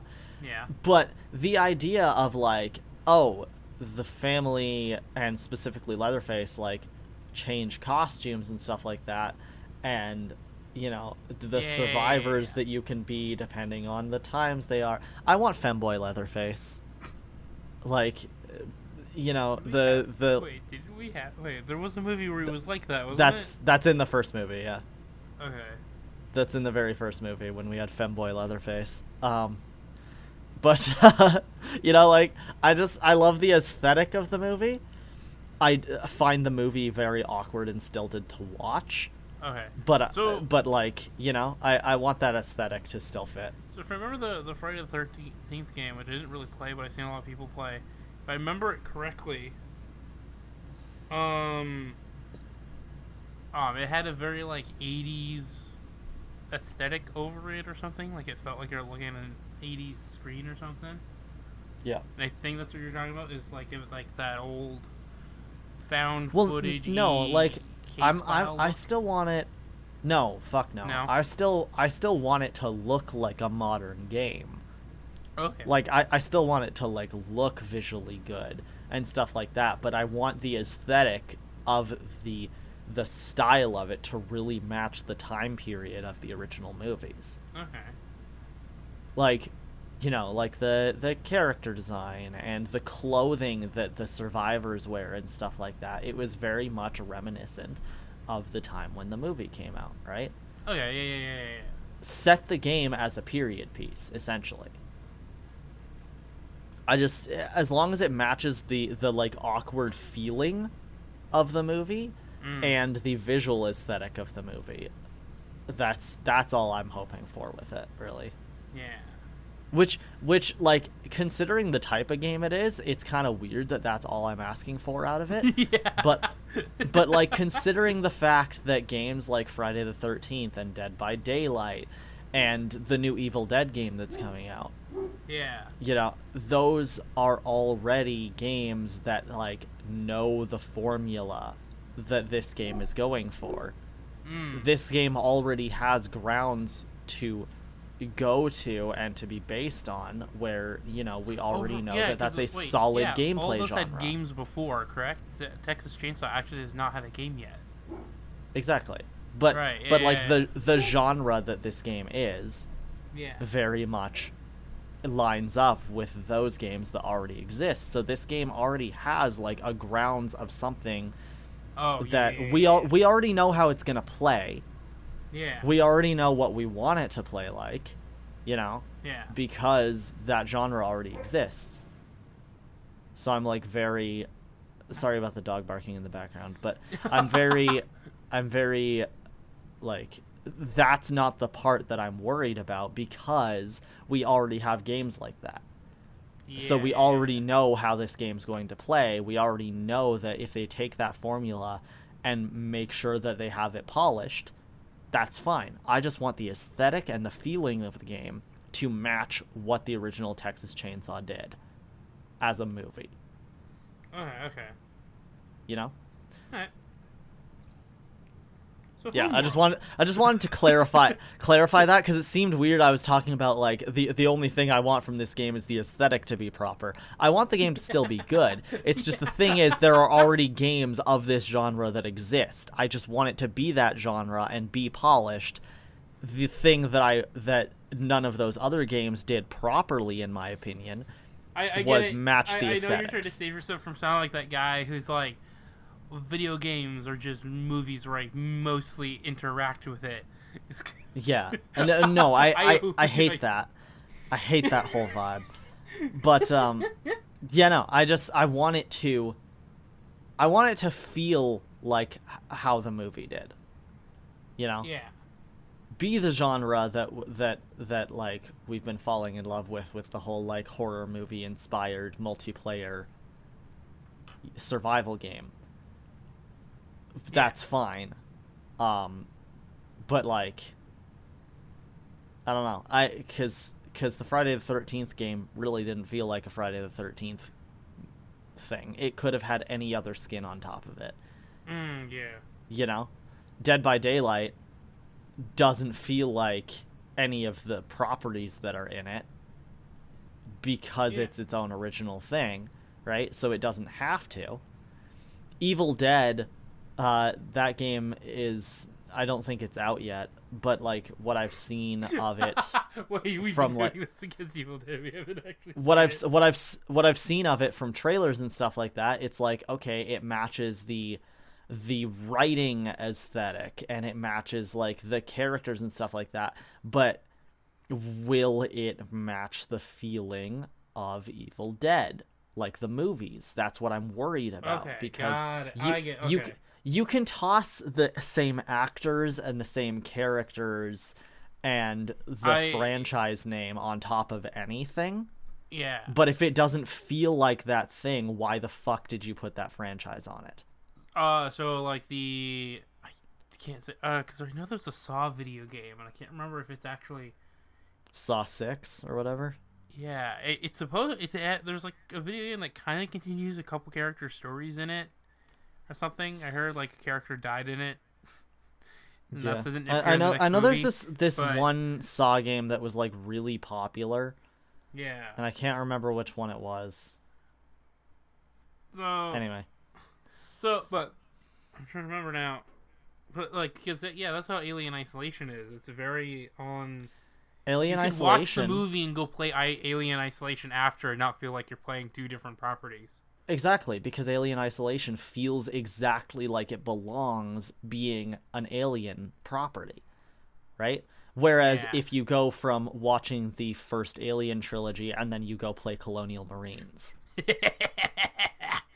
You know what I'm saying? Yeah, though, right? yeah. I know what you're saying. So like, yeah, you know exactly what I'm talking about. Yeah. That's the part I'm worried about. I want it to feel proper. Yeah. Anyway, again, we spent way too long on the first thing. And we're not technically fans of this, and we've already talked about. Well, at least we can knock the rest of these out because it's Homeworld 3. Homeworld 3. I love the fact. Okay, first of all, I don't know much about Homeworld, but I do love the fact that we saw the first part of the trailer for this, and we were like, oh, this is Dune. And then it wasn't Dune. And then they revealed Dune. And then, I know, that's the funny. Like, we thought that was going to be Dune, and then it was not at all. And then we actually got a Dune thing later, and we were just like, oh, this one's Dune. I see it down at the bottom here. That was so funny to me. We just absolutely thought it was Dune. And then it wasn't. And then when Dune was actually revealed, we were like, oh, okay, cool. When time goes, well, you're kind of right, but not this one. Well, yes, but actually no.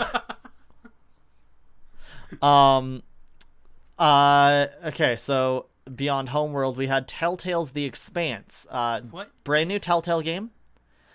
Based on the Amazon Prime original series called The Expanse. Yay. Which I've had recommended to me on every single advertisement that I have ever received for the past year. Cool. It's been advertised to me probably as much as The Boys Season 2. I only got advertised The Boys Season 2 from Amazon for the longest time. I haven't seen The Expanse at all.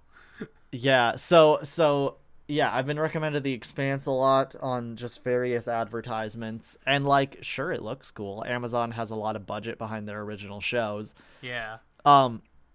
Chances are I'd be likely to play this game just because it's Telltale. Yeah. Without ever being interested in watching the show.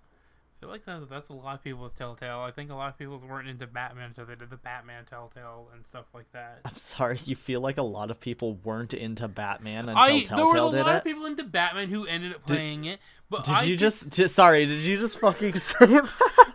I'm saying that it was a Bro, good enough... nobody liked Batman until Telltale did it. No. 0 people... It's not like Batman was around since the fucking 30s, but if there was people who were still not into Batman but were into Telltale, they probably became new Batman fans thanks to Telltale. Fair. One thing that I would say is DC Comics Fables with The Wolf Among Us. Yeah.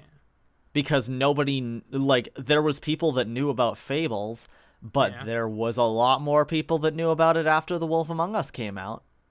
Because The Wolf Among Us came right off the heels of their Walking Dead game. Which is their most popular series. And also, I love their Walking Dead. It's so good. Yeah. And The Wolf Among Us is just as good. And then their games kind of fell off a little bit. But... I think I own it. I think someone bought it for me as a gift and I haven't played it. Wolf Among Us? I think so. Among Us? We're getting to Among Us. Don't get ahead of ourselves. It's funny, Among Us and the Among Us account on Twitter and the Telltale Games account on Twitter had a full back and forth about The Wolf Among Us. That's great. And they were like making jokes about like potential crossovers and stuff like that. It was very funny. I think it would be hilarious if Telltale did an Among Us game. Can we do an Among Us game? Well, what's funny? Wouldn't the Among Us game basically just be the thing though? Or like a story-driven version of Among Us would just be the thing? Because that's basically what they were inspired by, was the movie The Thing. There was also rumors for a long time that Scott Cawthon was in talks with Telltale about doing a Five Nights at Freddy's game. Which I would be super into, but obviously when Telltale shut down, that whole conversation was wait. So here's my big funny. The Expanse confused me the most because I'm like, I thought Telltale died.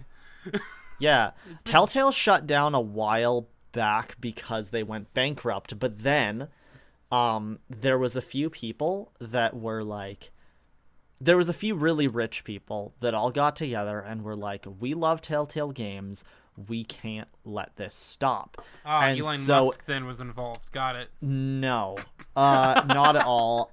Thank you. But they pooled together their money. They brought Telltale back. They put a small development team together to finish the final season of The Walking Dead. Yeah. Because The Walking Dead, when Telltale went bankrupt, The Walking Dead got canceled after the second episode of its final season. Oh, yeah. Okay. And so when they got back together, they finished the final season of The Walking Dead, and then started to like slowly build up their team again. So, okay. That is why we are getting things like the Sam and Max remasters. That is why we got, I think they remastered Monkey Island recently as well. We have, you know, there's a few other things that happened, like Minecraft Story Mode got ported to Netflix. I thought they did that way before then, though. That was one of the last things that they did before their official shutdown. Okay. But Telltale Games got shut down before it actually came out on Netflix. Okay. But they kept a few people on their team to finish it up before the shutdown happened. But anyway, so this is Telltale's first actually full game again since the shutdown. Okay. Which is a big deal because it means that they're back. They're a full studio again. They are able to license out products again. What if they'll finish Batman? I really, I want Batman really hope that I hope they never do anything as stupid as Game of Thrones again. Okay, yeah. That was awful, and they should all feel bad. Was their Guardians one good? I know their Batman one was good. Oh yeah, they did a Guardians game, didn't they? Oh Again, my god! I remember they had a lot of projects running before the shutdown. That was the main reasons for its shutdown. Yeah, because they licensed out way too many many things, didn't have enough funding again to be finished. Yeah.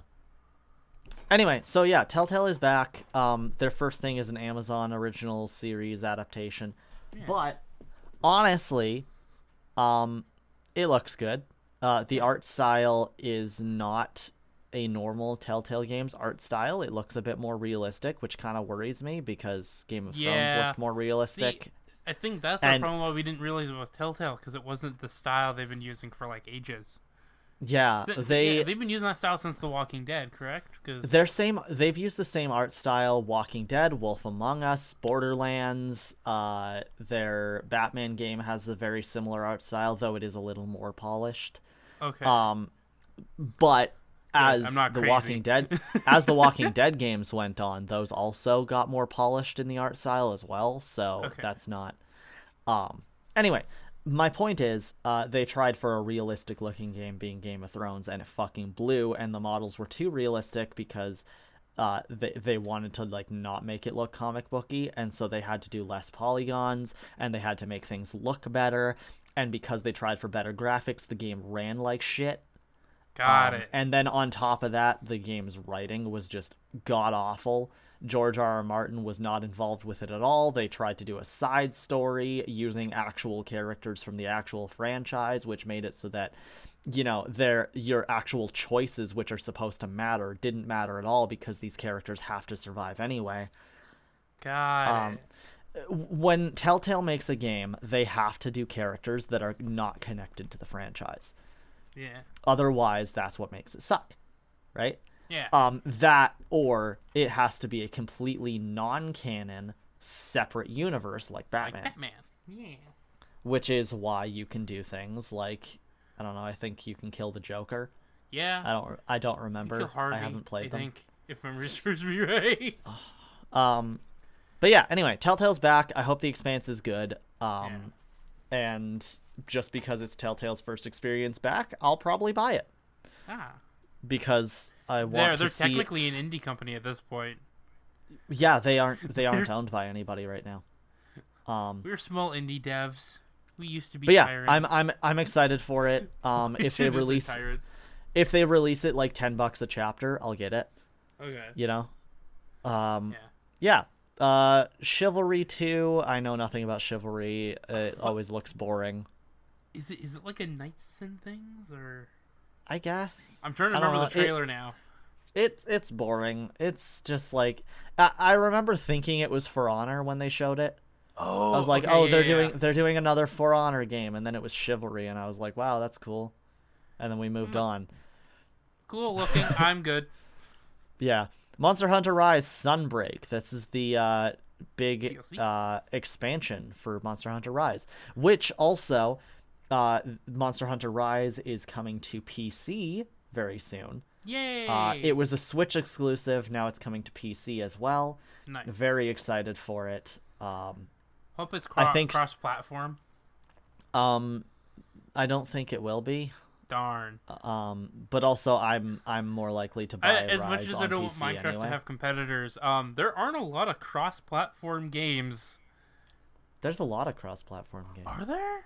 Like multiplayer cross-platform. Yes. Yeah. Well, if they were single-player cross-platform, that doesn't make a lot of fucking sense, does it? Well, technically, it kind of makes sense because they're across all platforms, but Joey, I want you to think. I want you to think about what the fuck cross-platform means, and then tell me how single-player makes any sense. Anyway, so yeah, Monster Hunter Rise Sunbreak is coming out. I don't know if it'll launch at the same time on PC as it does on the Switch, because I think they're doing the same thing with the DLC that they did for Monster Hunter Rise at first as well, is where it'll be Switch exclusive for a while until it's ported to PC. Okay. So I think they're working on the Switch version first, and then afterwards, during the waiting period, then they'll work on the upgraded port for PC, which makes sense, and I think it actually uses the company's time more effectively as well. We got Thirsty Suitors, which looks weird. Have a Nice Death. That game looks fucking I was gonna awesome. say Thirsty Suitors. My brain kind of just turned off when it was like so thirsty because I'm like asexual. Yeah, I don't like it. But Have a Nice Death though. Looks fantastic. It looks like Hollow Knight, which filled in my space of like everyone was talking about we need Hollow Knight Silksong at Game Awards this year, and it wasn't. Yeah. But we got Have a Nice Death, which looks really fucking good. Yeah, I'm excited for it. It's the art style looks really good. The opening of it reminded me very much of Death and Taxes. You're a Grim Reaper that's working an office job. Yeah. And then you get tired of having to sign these papers so that people can move to the afterlife. So you're just like, fuck it, I'll just go out and kill things, because that's a lot more exciting, like the Grim Reapers of old used to do. I love that concept. Obviously like that's where it derives from Death and Taxes a little bit, but See, super happy that's with that. In translation I was missing. I'm like, wait, what's he doing now? Yeah. So Persona 4 Arena Ultimax is just an updated version of the Persona 4 fighting game. Wow, so cool. Neither of us care about Persona. I'm just not deep into it to go, yes, I'm excited. Okay, here's I got fun. nothing else to say. The Wonder Woman game. Looks great. See, you say that, but all they showed off was a 3D model of Wonder Woman. Yeah. You can't say it. You can't say it looks great when they didn't really show anything. Which is my problem with the next few things here. You got Wonder Woman, you got Alan Wake 2, and you got Star Wars Eclipse. Okay, yeah. The thing that's fine is like visually what they showed for all three of these things. Yeah. Gorgeous. Yeah. Gorgeous. Wonder Woman, her model looks cool. I like her design. Okay, cool. Okay, so you're saying that, but like I didn't realize that we basically just saw Wonder Woman's model. At least with Alan Wake and Star Wars Eclipse, we have at least a cutscene looking thing. We know what the world looks like. We have Also, an they idea confirmed what it looks like and what the story is. Wonder Woman. They confirmed we just know Alan it's Wonder Wake Woman. 2. they confirmed Alan Wake 2 is going to be a lot more in line with a horror game than the first one was, which I'm excited for. I still haven't played the first Alan Wake, but I loved Control, and if it plays anything like Control, I'm in. Yeah, if you can get it, it's on the Epic Game Store. You can play Alan Wake. Yeah, I will. I believe Alan Wake Remaster, is that on Game Pass? It could be. Anyway, whatever. I'll check it out later. The only word of warning I can give you about Alan Wake is that you do not have infinite ammo. Well, yeah, I would hope not. So, which is what I liked about Control, but yeah, fair. Truthfully, on Alan Wake's actual fighting mechanics, and I don't know how much of that will translate to Alan Wake 2. It's probably going to maybe be a hodgepodge of what they did with Control and Alan Wake. Maybe. Yeah. Like it's probably going to be like you gather bullets again, but maybe you'll be able to use the weapon in more ways or something. I don't know. Yeah. Well, and also with the fact that Alan Wake and Control are set in the same universe. Yeah. I think that would be very interesting. But if they did that. Sorry. So wait, what I'm trying to say is, I like their fight mechanic. I just really suck at it. Fair. You have to shine a light on them first, and then hopefully shoot them in the head. And oh my god, wait, I'm sorry, Alan Wake plays like Luigi's Mansion? Yeah, it plays like Luigi's Mansion. Never mind, I love this. I'm gonna play Alan Wake as soon as I can. You're right. You shine a light until the darkness goes away, and then you just shoot the frick out of them. You shine a light on the ghosts until their heart appears, and then you suck them up with a vacuum. Got it. Oh my goodness me. That's all it is. Oh, why didn't I think? Okay, I haven't played it in like a couple days now because I've been busy. But like, that's really funny. It's great. That's gonna be my new joke when I go to record it again. Okay, love it. I'm this Luigi Mansion, these son of a guns. So this next one, I have a lot to talk about. Okay. Star Wars Eclipse. Yeah.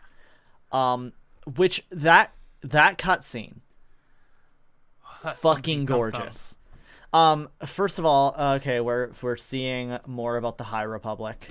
Yeah. Which is something we haven't seen a lot of in the franchise.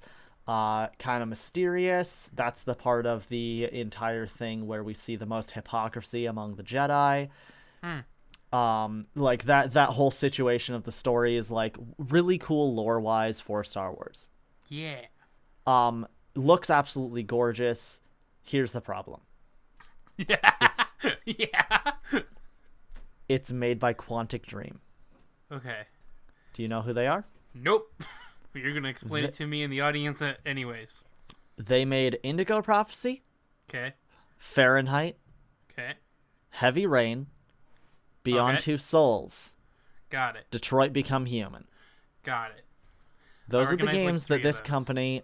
Those are the games that this company has made. Now. It's moving pictures with you. Slight input. That's not the problem. The problem is that there's multiple things that is wrong with Quantic Dream. Most of which being that the director of the company, not a good guy. Not a good guy. You know, to the point where like there's sections of Beyond Two Souls, aside from just gameplay wise, like a lot of their games just gameplay wise aren't very good. Yeah. Some of the stories are okay. Heavy Rain had a good story, but I really didn't like how a lot of it played. Yeah. Indigo Prophecy / Fahrenheit is probably like one of their better games, but it's old as fuck at this point. Yeah. I enjoy the story of Beyond Two Souls, but I definitely agree that it needs more help. As an interactive experience, it should probably be interactive. That's my opinion. Yeah. But okay.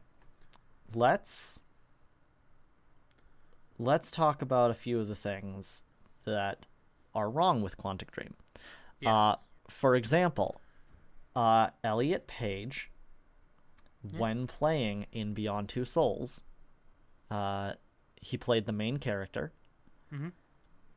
And to put it bluntly, was like, hey, here are multiple things that I do not want you to do with my body in this game.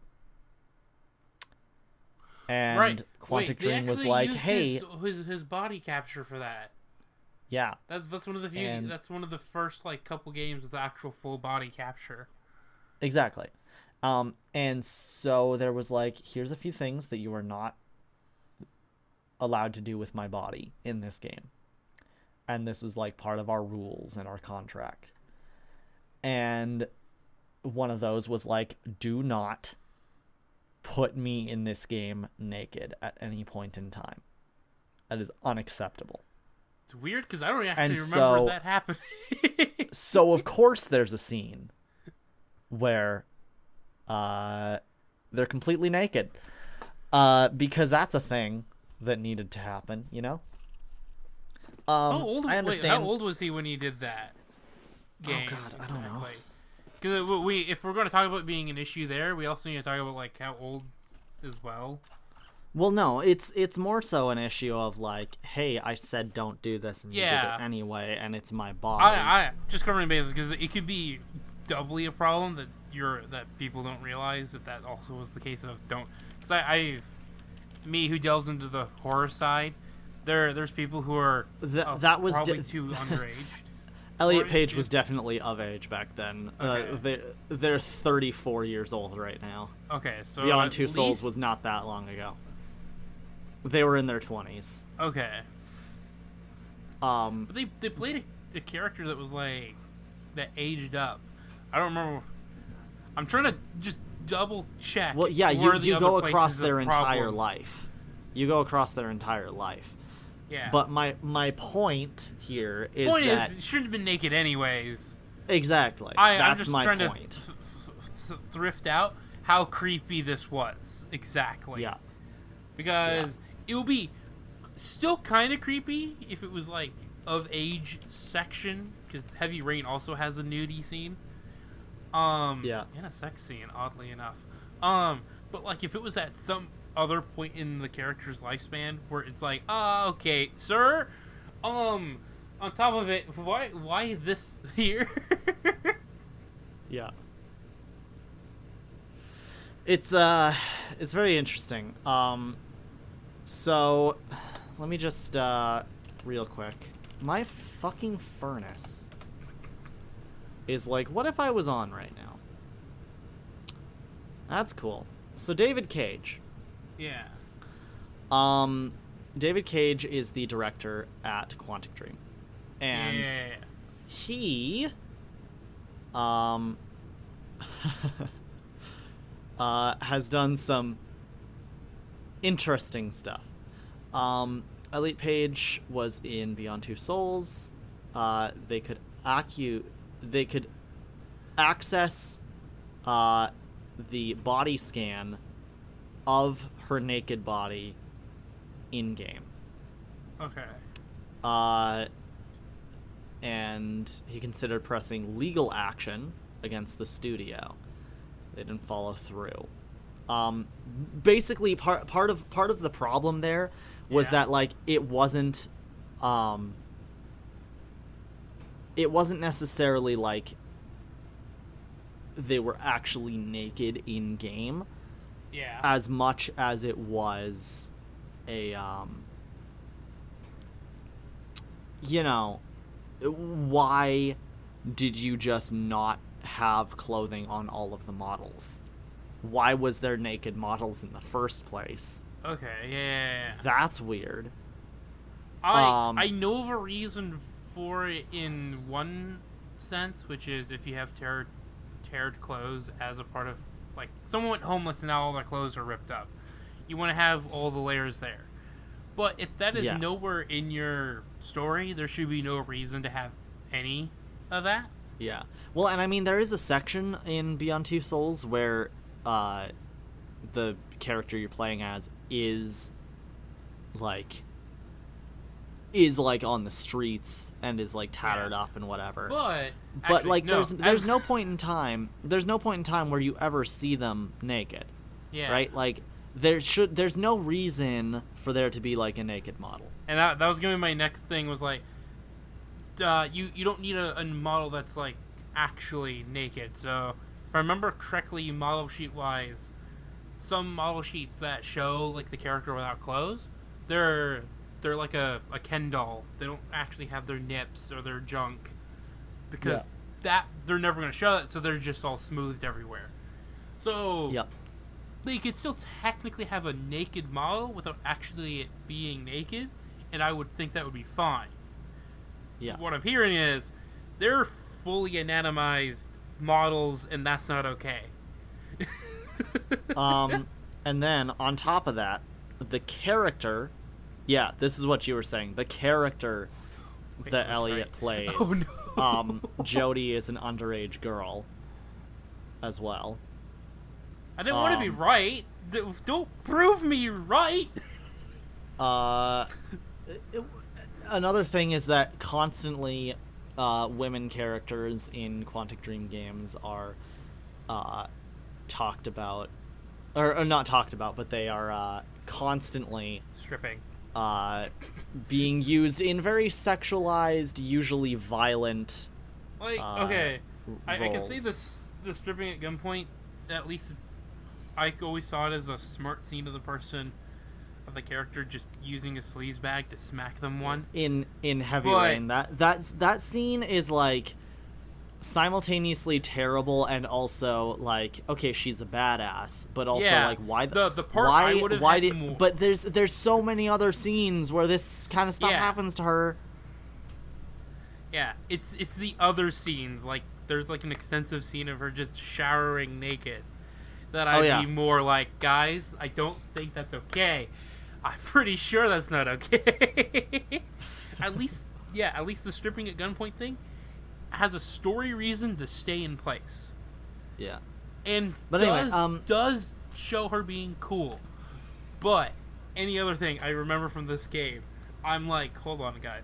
I don't think we need that. Yeah. Anyway, so my point is like there are a lot of other things, like just like a few scummy things, like besides that, like, so you know, there's other stuff that I'm like not gonna talk about entirely, just to try and save some time. But also, like, you know, their gameplay is very stilted. They don't know, like, they make the choices matter kinds of games, but then your choices don't always matter and stuff like that. It's like, you know, I know a lot of like visual novel style games that'll like all go to the same place no matter what you do. Mm-hmm. So it's the illusion of choice. But like, I don't know. I'm worried about Star Wars Eclipse for multiple reasons. I probably won't buy it specifically because Quantic Dream. I just don't like to support if it's a good game, I'll buy it eventually, but or at least if it's a good game, I'll get it when it's on sale, or I'll buy like a previously owned copy at a used game If it comes store. out and people are saying there are scenes of women being treated the exact same way they've been treated in games, I highly doubt Disney would allow that, but Disney is a little more oh, right. Disney has a hard time letting even normal, like a story reason for someone to be naked to not really happen in their stories. Yeah, right. Disney has a hard time putting minorities in their films. So, like, I'm pretty sure that they wouldn't put, like, over-sexualized themes in their films either. I remember someone's cheeks flapping in the wind in a Disney movie once, and I couldn't remember what it was. It was a man, too. So I'm like, I know they've done it before in the past. It's just that they're very strict, a little more strict about it now. Yeah. Or it's like franchise to franchise discrepancy or something. Yeah. Anyway, moving on. The next thing was Final Fantasy VII Remake finally coming to PC. Yeah. They had an exclusivity deal with PlayStation. That exclusivity deal has been up for a little while, but the PC port of the game still didn't come out yet. Okay. So people were like, oh, where is this? So they were finally like, hey, it's coming out to PC at some point soon. I can't remember the exact date that they gave, but that's fine. Yeah, it's... There you go. Good times. Yeah. I'm excited to play it on PC because the game's absolutely gorgeous on PlayStation, but I would like to play it on PC because that's just how it be sometimes. New Destiny 2 expansion. Destiny 2 is still a big thing. I don't care, but it's still a big thing. I mean, fair enough. I'm like, it looks cool. I will say, it looks nice. I have a collectible figurine that I got from GameStop a long time ago when Destiny 2 first came out, and it's of Cade. Yeah, Cade 4 or whatever, one of the main like robot characters in the game. The best I know about He Destiny looks 2... cool. He looks cool. I kept the figurine. I haven't really done anything else with it. I think the only thing I know that I really enjoy from Destiny 2 is that there's like this one like they have a character that's basically Deadpool, and they have him in like 30% of all their ads for the base game. And I'm like, yeah, no, I would love to play it for that character alone, but I always keep hearing mixed things about the Destiny franchise in general. So I'm like, I don't usually touch it. One thing I will say is it's made by the people that made the original Halo games. Gameplay-wise, it's really fun. Yeah. I just can't really get into it. You know? So... Slitterhead. Yeah, we want to talk about Slitterhead right now. I remember... The only thing I remember about Slitterhead is its title, because I was like, that's the worst goddamn title I've ever seen on a video game. The worst part about it, and we've mentioned this on your stream, was literally like, I feel like I'm saying a slur and I'm uncomfortable saying it. I'll be right back. Just a sec. I made a joke and he left. Come back.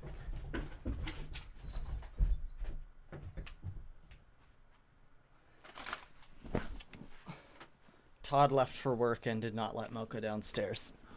Ooh, okay. So she was just upstairs and was alone. So I was like, I'll probably just open my door real quick. Anyway. Okay. So Slitterhead. Let me see if I can remember what this was. So, well, on my little joke that you left me on, that we were making on the stream, it's like the Demogorgon. He's a Slitterhead. Yeah. Like, it just seems like I'm slurring at some beast with a weird head thing. Yeah. So this game is made by the same person that made Silent Hill. Yeah. Right. It's supposed to be. It's a spiritual successor thing of Silent Hill. Yeah, and it's Now I remember. Yeah. It's got guns. It's got creepy creatures. It's got a blood city. magic. There's a person with a biker helmet, which is typical Silent Hill stuff. Yeah. I don't know. It looks post-apocalyptic and weird, and has some interesting looking creatures in it. Yes, it does. Yes, it does. That's all I can think. Oh boy. That's literally all I can think. So what I can my thing is like when it started, it does look like a good spiritual successor kind of Silent Hill, but as it went on, it feels more like a Resident Evil knockoff, which is what Silent Hill does its best not to be. Yeah.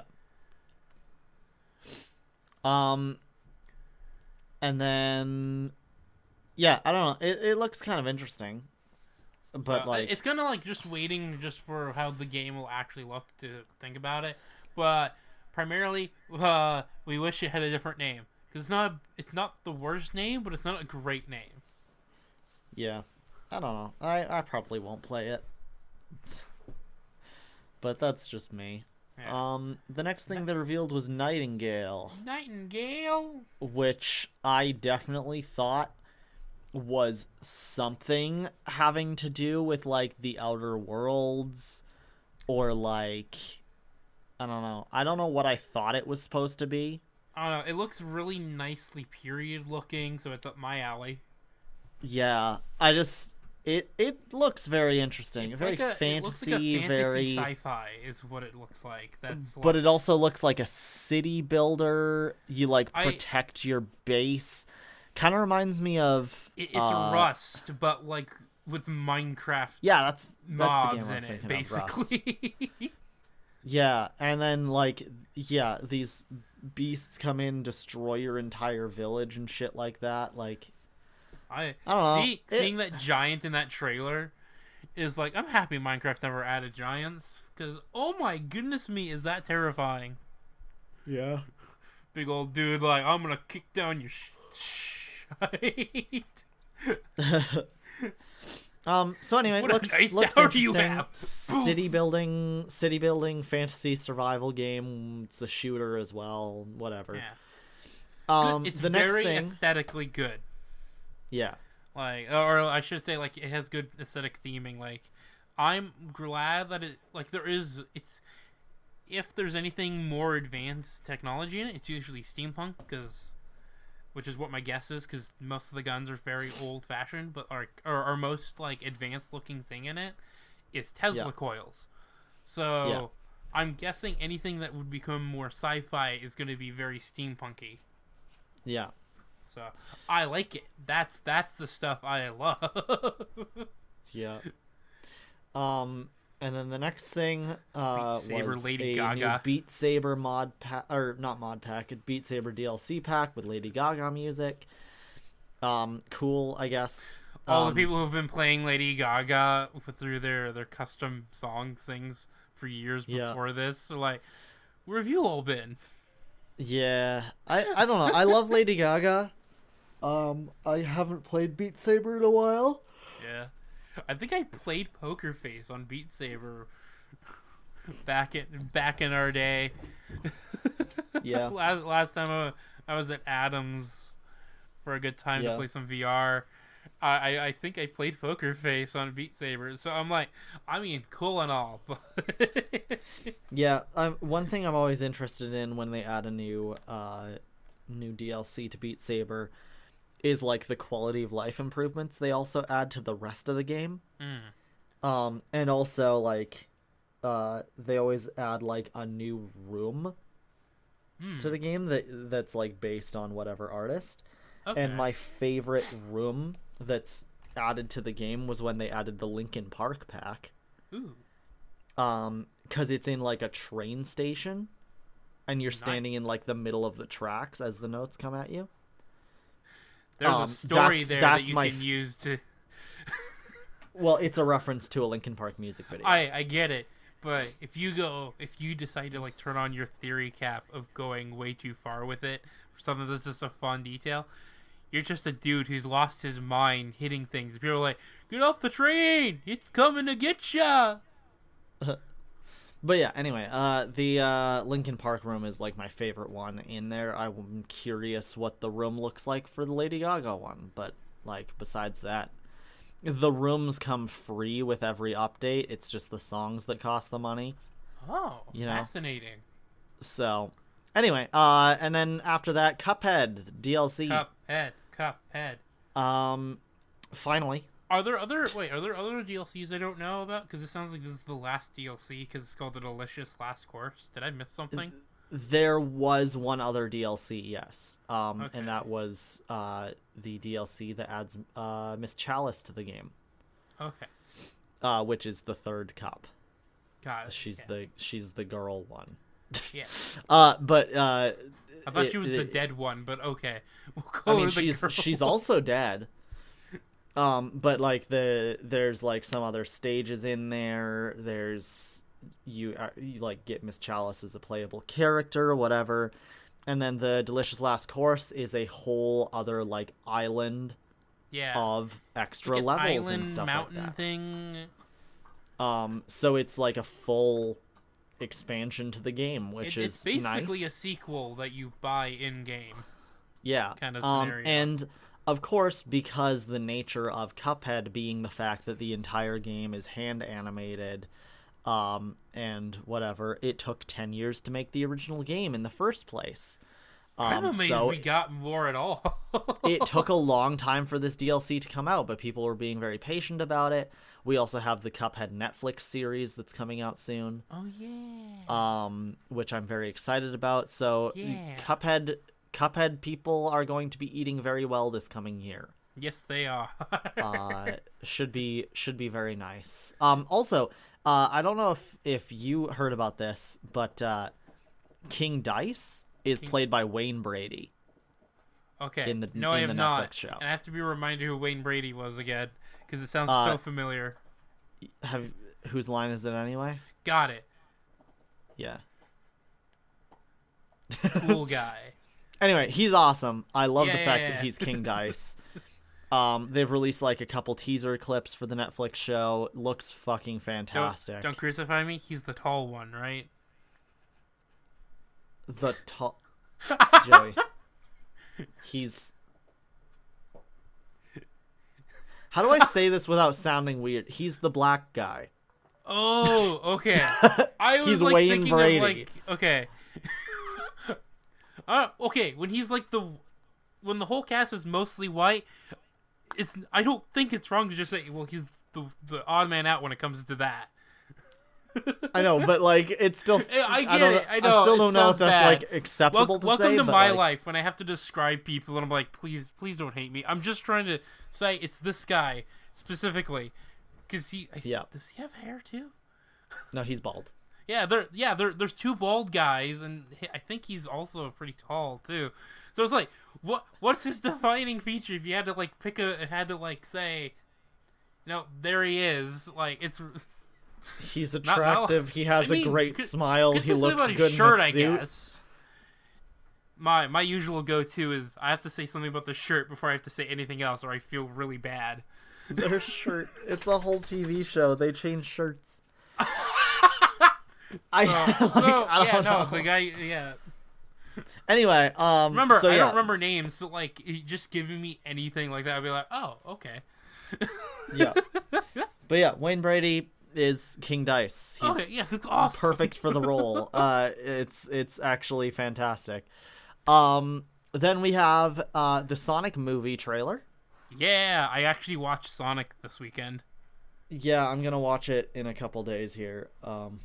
I still like loved it. It's the still first pretty Sonic good. movie. Though, people had that complaint of, okay, I wish there was more Sonic and less humans, though. So Sonic 2 seems to be doing, hey, here's all of the Sonic that you could possibly want. By the way, we're doing the stories from Sonic 2 and Sonic 3 and Knuckles. From what I can tell from the trailer, and how I'm going to put it, at most, I don't know if the humans are going to be tagging along at all. And from the trailer, the only scene we actually see our original companion friend, which his name is slipping my mind right now, Donut Lord. The actor is I know James the actor's Marsden. name is slipping my mind, but the only scene we saw him in the trailer was in the fishing boat. So my guess and that's when at he was least giving a pep the talk to first Sonic. act will be with the humans. Yeah. And him telling to go on the adventure. Until the conflict starts, I'm pretty sure it'll just be Sonic living his life in Green Hill. Yeah. With James Marsden, and they're like just kind of vibing, and he's like trying to figure out his purpose and stuff like that. Then he'll go all Raphael in TMNT. Yeah. And I don't like doing this, like, because people have been doing it with the new Spider-Man movie a lot. But I'm looking at how it's been showing it. My best guess is the fishing scene happens after Knuckles shows up. I bet Knuckles kicks off the second act. Maybe the whole sequence is most likely because it looks like your usual call to action hero moment. Where he doesn't. They had to come to him to mess with him to actually know they're gonna go do this thing. Yeah. So I don't know how much you know. Revenge. So I don't know how much you know about the original Sonic trilogy story? I vaguely do. I do kind of know the game story. So the original Sonic trilogy, the main difference here is that Sonic's on Earth and that he doesn't know Tails. Yeah. So that's the main difference that we're left with here. But Knuckles, when he meets Sonic in the original games, is a villain. Yeah. And he's only a villain because he's an unwitting villain. Eggman finds the Master Emerald. Yeah. Takes it, and then tells Knuckles, who is the guardian of the Master Emerald, that Sonic is the one who actually took it. Okay, yeah. I know the story then, yeah. And so Sonic and Tails work together to try and convince Knuckles, essentially, that Eggman's the one actually behind this, so that they can get the Angel Islands to float again, so that there can be peace. And once Knuckles realizes that, he joins their team, becomes their friend. He's still the guardian of the Master Emerald. The thing is, the Chaos Emeralds still are not in the movies. The emerald that we were shown in the trailer is, according to the director who did an interview about this, that's the Master Emerald. That is not a Chaos Emerald. Yeah. Well, so that makes sense why Knuckles is there. The Chaos Emerald's huge, and the other ones are like gemstones. Yeah, they fit in the palm of your hand. To be fair, if anyone's like, oh, Chaos Emerald, it's bigger than Jim Carrey's head. I don't think that's a... You can't carry that in your non-existent pockets, my friend. That's... This is also proving something, though, is that a lot of the artifacts from the games, they are treating the exact same way as they work in the lore of the games, except for the rings.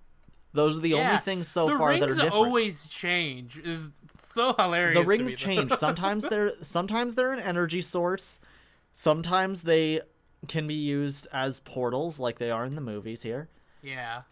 Sometimes they are. They are an end goal in some games, so I kind of see what they're when they go for the portal fight. I kind of get it. Or sometimes they're literally just a currency. Yeah. And it really depends on the game that you're looking at, but or franchise or. The rings are pretty much the only thing that actually changes.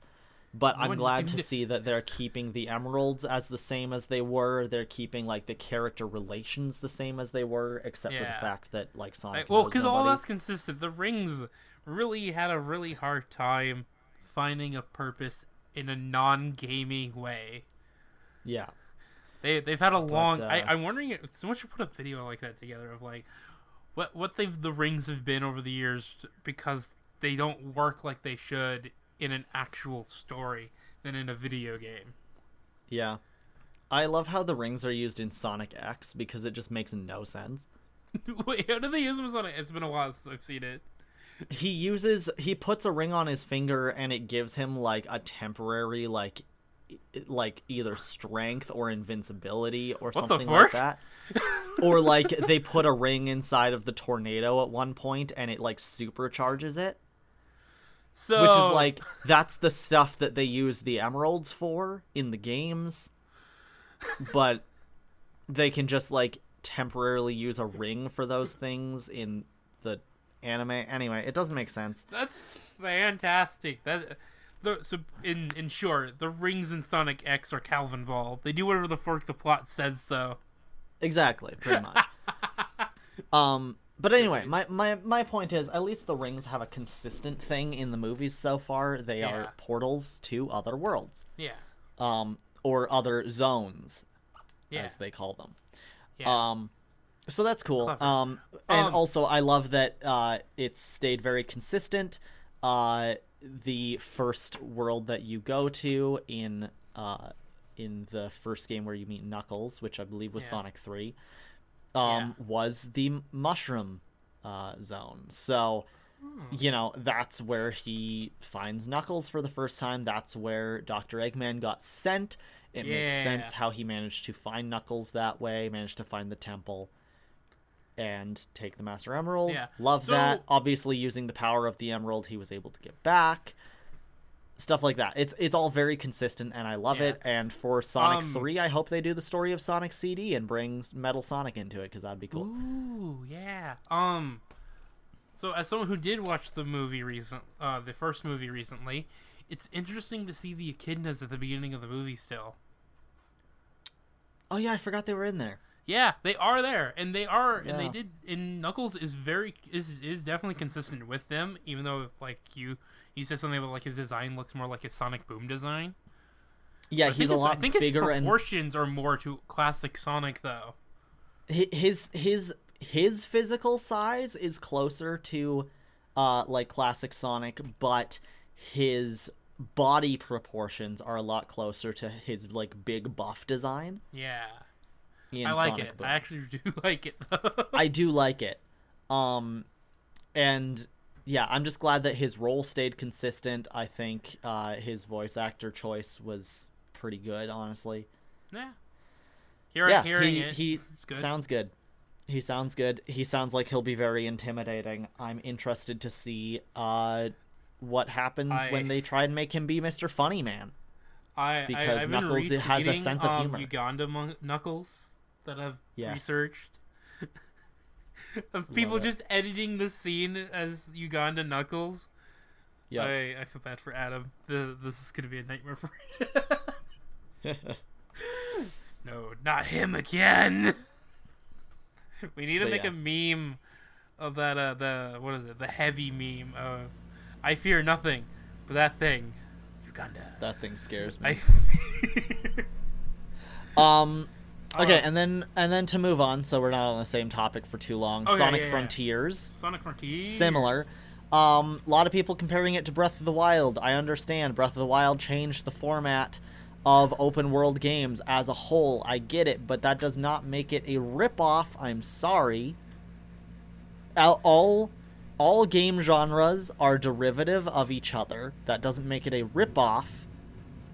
The only thing I would generally consider to be like ripoff material is like that Craftopia game that I streamed that one time. Is very much exactly Breath of the Wild. Wait, isn't Genshin also very much? Genshin has become its own thing, but it is very much also like, oh, this game tried to be exactly Breath of the Wild. Yeah. That's how it got most of its appeal at first, but Genshin has its whole own thing now. Yes, it plays exactly like Breath of the Wild, but yeah, it does have its differences. For example, it's gambling. Ooh, we can't talk about that. The legal game. We can't talk about that. We can't do that. Allegedly, Sonic... remember, Katie, it's allegedly. It's not allegedly. Gacha games are gambling. That's how it fucking is. You're selling gambling to children. It's the same thing as loot boxes, just worse.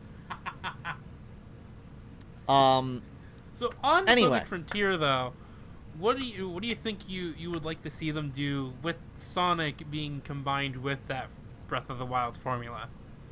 Honestly, I just want to be able to do really fun shit in the overworld. I'm talking like bring back the fucking snowboarding segments from Sonic Adventure. I want them to make it so that if there's a random fucking loop in the wild, I can fucking use that and bounce off it and go flying. I want to be able to use the fucking the hoverboard from Sonic Riders in the overworld. That would be fucking awesome. I want to be able to go at top speeds that are higher than most drift boost Sonic games. See, okay, so that was something I was going to say. There should not technically be a reason for Sonic to have, like, waypoints in it. Yeah. Because he should be fast enough to be able to run the map. No matter how big it is, he should be able to run from one side of the map to the other quickly. And maybe they might give us a thing he is rolling around at the speed of sound. Got places to go, gotta follow his rainbow. This man is fast as fuck, boy, and I want him to be able to go as fast as he possibly can. Yeah. Because give him the biggest open world that you possibly can. I don't want it to take more than 5 minutes to run across it. Yeah. Because Like, he's Sonic the fucking Hedgehog. Like, at best, if they want to game balance it, it could be like how you do they could make his, how fast you're able to go, like the Breath of the Wild stamina meter. So as you go along, you'll upgrade that along the way. And then do that as in the middle of your run, you just take a chomp of a chili dog to get your stamina back up. Yeah. Yeah, just make it a stamina, like all the other running things. Make it a stamina meter, and then basically the bigger the stamina meter, the further you can run. Yeah. Across the map. Things. But yeah, I really want it to just be like a genuinely good, quick open world experience where you can just have fun in the overworld. I want it to be like Breath of the Wild in the way that you can spend 20 minutes just walking around a forest and you still have plenty to do and you're always having a good time. I was gonna say Spider-Man. Yeah. Spider-Man. Just you have the movement be go fun. Go across the world just as fast as using the waypoints if you're getting really good at all the run against walls and things. So if they can do that with Sonic. God, I used the fast travel in Spider-Man like maybe 3 times the entire playthrough. Oh, like, I only do it when it's like, well, okay, as much as I like to do that, I have places to be. And this will take me 1 minute, while this might take me 2 minutes and I have fun. But usually, I'd rather traverse than... Yeah, I swear to God, I used the fast travel in Spider-Man like maybe 3 total times. And that was literally just because I was like, oh, well, I just want to go to the literal other end of the map just for like looking for secrets and stuff like that. Yeah. One of the only times I used it was I like traveled to the north end of the map so that I could go to the graveyard and take a picture in front of Ben's grave, because you get a special costume when you do that. I did that one too. Yeah. The other thing I would like in the Sonic, I actually want them to canonize the new Sonic ability, or at least the look of it, from the movies, because I actually like it. Yeah. I like how that looks, and it would look really nice and pretty in this open world game to give him that, than just making him a blur line. Yeah. Give him the cool effect. I want it. I'm amazed we didn't get this sooner, in all honesty. I also think that there's a few things that they could add to the game in terms of like abilities from previous games that would be really cool. For example, Sonic the Wisps. Heroes. The Wisps. Yeah. Oh yeah, the Wisps. From Sonic Colors. Yeah. Those would make running around the overworld super fun. Yeah. Another thing that I think would be really fun to add would be like, not that it would be very plausible, but, you know... Yeah? A little werehog segment. Oh my goodness, we were in sync. I was literally like, is he gonna say it? Wait, werehog? Yes. You know, put like I a would... daytime system in there, and at night you can have the chance to change into the werehog. Would be awesome. Give me some of the upgrades from the Sonic Adventure games, like the Fire Ring and the Light Dash, and give me the magic gloves that you can like lift enemies up in the air with. Give me the bounce, like the bouncy ball one. Yeah.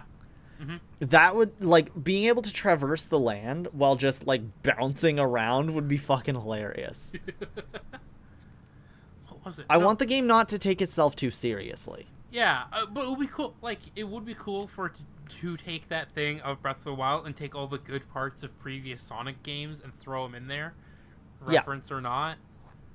Yeah. Because I just remembered the time Breath of the Wild brought in the werehog of Zelda, which was Wolflink. He was like an amiibo that you just logged in and you're like, "Hello, ancestor." Well, yeah, and then you just have like a pet dog. Yeah. It's fun. What, you don't want your pet werehog? But like, come on, being able to like at nighttime, you have the option to transform to a werehog if that like suits your need. Yeah. That'd be neat. I mean, it would help, like, because because there's like technically two kinds of people who play Sonic.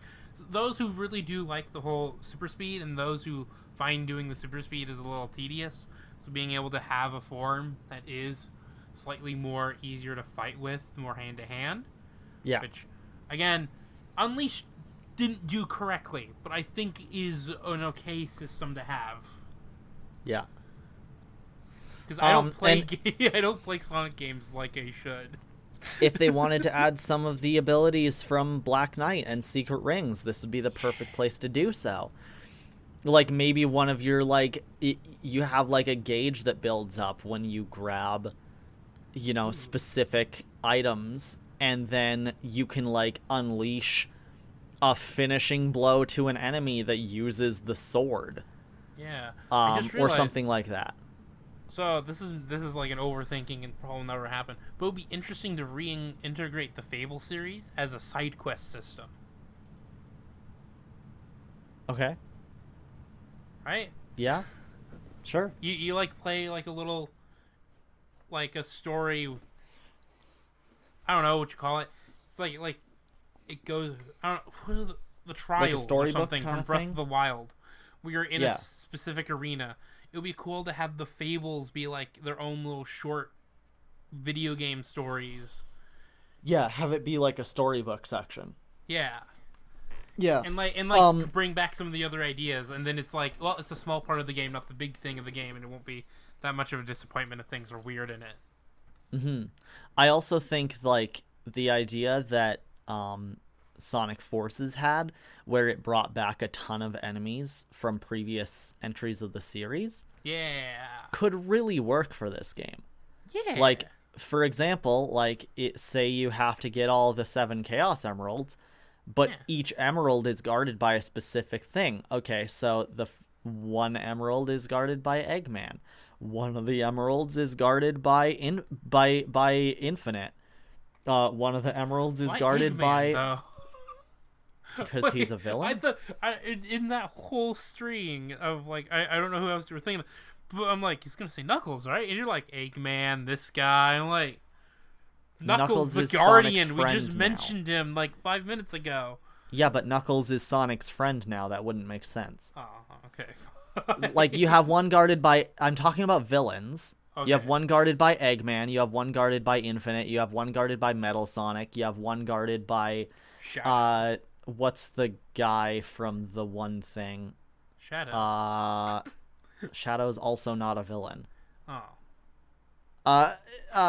What's his name? Big the Cat. He's also not a villain. Come on, no. That would be the best plot twist in the world, and be really funny reference to, like, Game Grumps or something of him actually being a super powerful god. Oh, but you know what would be cool? Final boss, Big the Cat. You know what would be cool? Is if, like, the final villain of the game, like, the one that's, like, bringing everything together, is Mecha Sonic from Sonic Heroes. Ooh. Because, he's intimidating as hell. What if he, like, comes back, rebuilds himself, has, like, the power of Infinite, has, like, the, you know, like, that'd be neat. But yeah, that anyway. was the edgelord design looking dude, wasn't it? Yeah. Yeah. But, like, he was cool. Anyway, my point, it would be neat. Yeah. It'd be super neat. I will be keeping an ear out and stuff for, like, updates and things and what else they have in it, because they didn't really show us much. No, they showed us, like, a little bit of gameplay. Yeah. But it was just like the overworld and a couple, like, cutscene things. They showed us one of the enemies, which looked like very much Shadow of the Colossus. We had Shadow of the Hedgehog going on. Breath of the Hedgehog. The obligatory stand on the cliff, Breath of the Wild, to show off how big the world is. Look, every game's been doing that for literal years. The first Zelda game on the NES had a picture like that, all right? Okay. So you can't tell me that that's just a Breath of the Wild thing. Everyone's been doing it. Got it. Forever. But anyway. Yeah, we it looks really We're good. I'm excited. really excited for it. And as I think someone of tweeted course, on Twitter as a once, Sonic fan, Sonic fans are actually doing pretty well right now. yeah, Sonic fans are eating well this year. Yay. So yeah, that feels good. Moving on to the next thing, because we've been talking about Sonic for a long time. We have Warhammer. I do not care. The mechs look cool. Don't care about Warhammer. Next we got Dune. We got Dune Spice Wars. Spice Wars. Okay, so Dune, right? We were talking about Homeworld 3. We were like, oh, this could be Dune. And then they actually revealed Dune, and it was like, oh, okay. See, the problem is that Homeworld 3 looked really cool as a Dune game. The actual Dune game looked kind of mediocre. Yeah.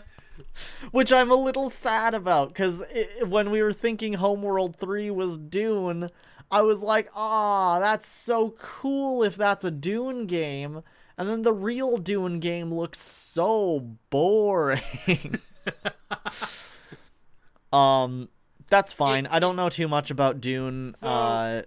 As a moderate who's watched the original Dune, where it is serious and has its moments of like calm and things, but it's wacky sci-fi in other places, which I don't think is what it's supposed to be from the book. And from what I've heard about the new movie, this is in line that it's not supposed to be fun sci-fi. It's supposed to be what's the sci-fi called? Melancholy sci-fi?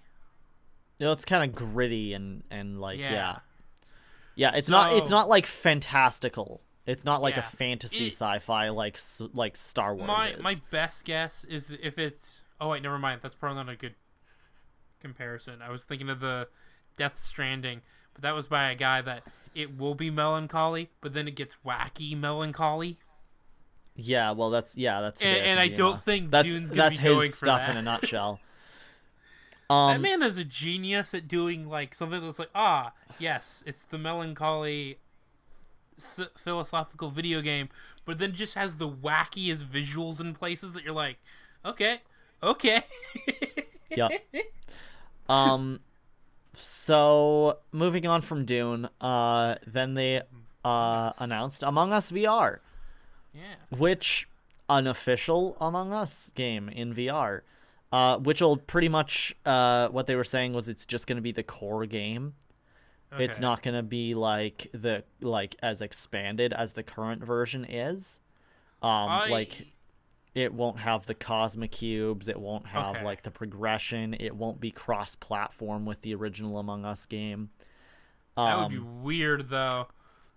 That would be weird. Like if you could keep all your items from Among Us in Among Us VR and like wear all the same outfits and stuff like that, that'd be awesome. But I also can see why that's not a thing. The cool thing about it being cross-platform is like if you could literally play the 2D version, be able to see more than what your friend actually can see. Yeah. Because that would also be super unfair. If they would do that, you would basically set up your things like, okay, if you're an imposter, you'll probably want to play third person, but everyone who's human only gets first person, and then you can mess with them better. But Among Us VR is going to be an entirely separate game. So it's still going to be a fun time, though, all around. Yeah. I kind of hope they have like a desktop version, though, like VR chat does. I imagine it'll just be VR. No, I want to play with my friends with first person and go, hello. Then get an Oculus Quest. Bro, wait! I just realized. Please, I hope this actually works like VR chat in a way where it also has proximity chat to it. I imagine it would. Yeah. I hope it would. I hope they add proximity to actual Among Us soon, please. Anyway, guys. But also, just imagine that you just sneak up on your friend and go, "How's the buns doing?" And you're like, I'm about to stab the cheeks. I'm ready. I'm ready for all the shenanigans for VR Among Us. Because it's basically just going to be VR chat, but Among Us. Exactly. And then we got Star Trek Resurgence, which I do not know what I love I everything forgot they in your announced. search bar. I I forgot. love everything that popped up on your search because it's literally Markiplier and then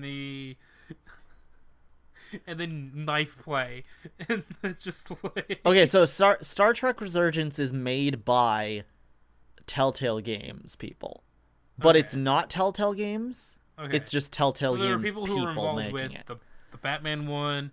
So I Game of imagine like when Thrones. when Telltale went bankrupt, these people went on to go work at another studio, and and then that made is their why own they're Telltale like. spiritual successor. Also, this game stylistically looks like shit. Yeah. And they brought Leonard Nimoy back from the That's dead. a big no. Big no. I personally will not play this. I don't like Star Trek too much. Oh, wait. I was gonna really quickly. I need to mention. So when I said so some of these games feel like, when I made a joke on your stream about Mighty Number 9. Yeah, and I was very confused. Star Trek and where's the other one? Slitterhead are in the boat of creators who originally were on the project, but then they made a spiritual successor for it because they don't have the rights to the IPs that they originally had to. That's what Mighty Number 9 is. It's a spiritual successor to Mega Man, made by the actual people who specifically the main creator of it.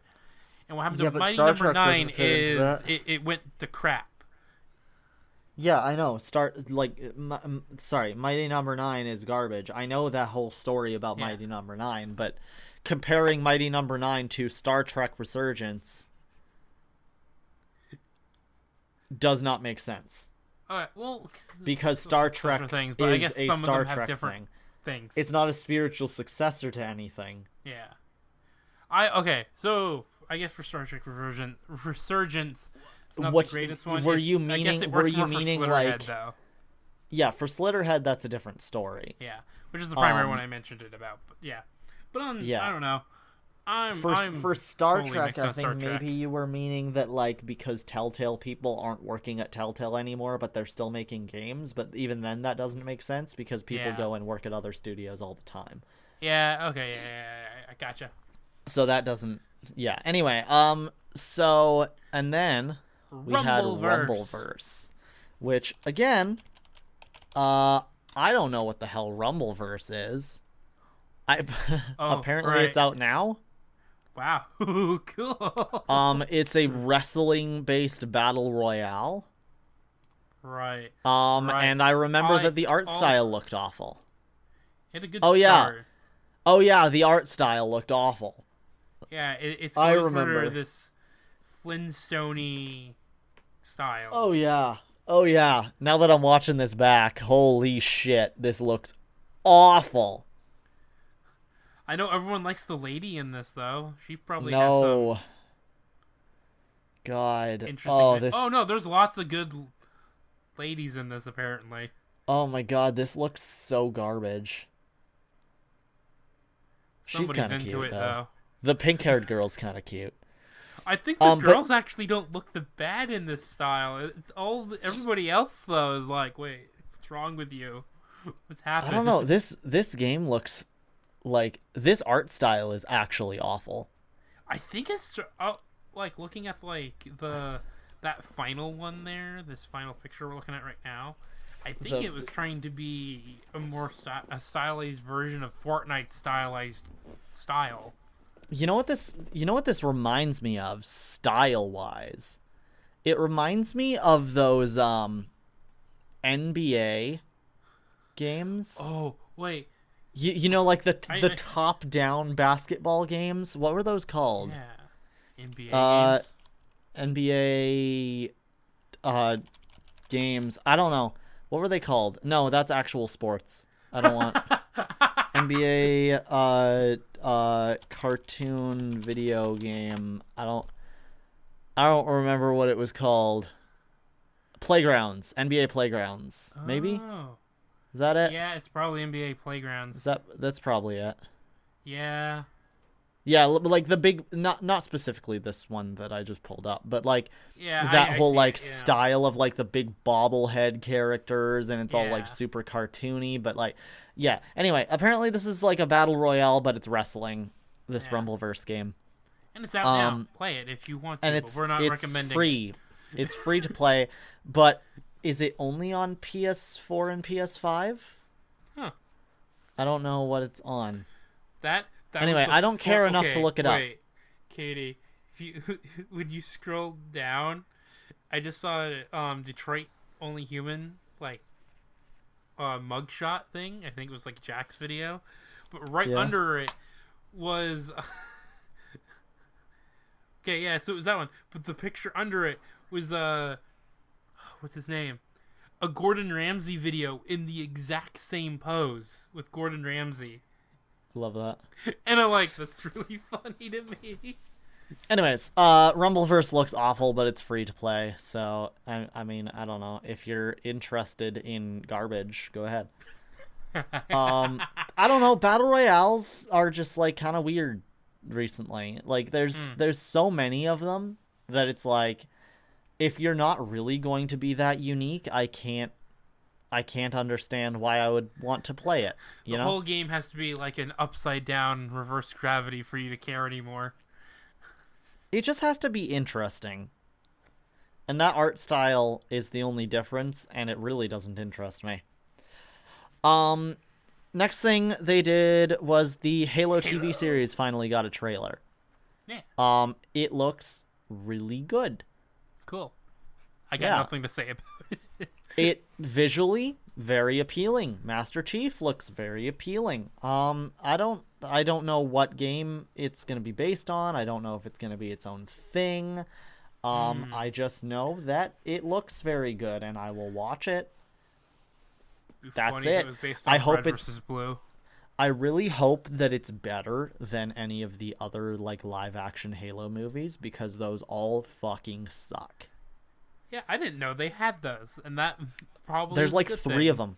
There's 3 of them, and they're all awful. They're literally the worst. There's like certain things that really don't need adaptations when the technology is not ready for it, and that was one of them. Halo would have done better with animated movies, honestly, before. Yeah. Now that they have a budget for it and they're doing like a fully fledged TV show, Yeah. I can see it. Now it makes sense. But I'm before, we didn't get like something that was like an animated series though. Then yeah. like the closest we had to that is the indie show Red versus Blue, right?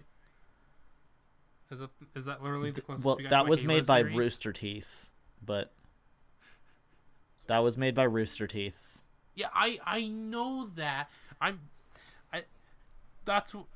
get it. That's it's not official, that's- but it's the that's closest not we really got to an animated Halo series. I mean, I guess Red versus Blue did get put on Netflix.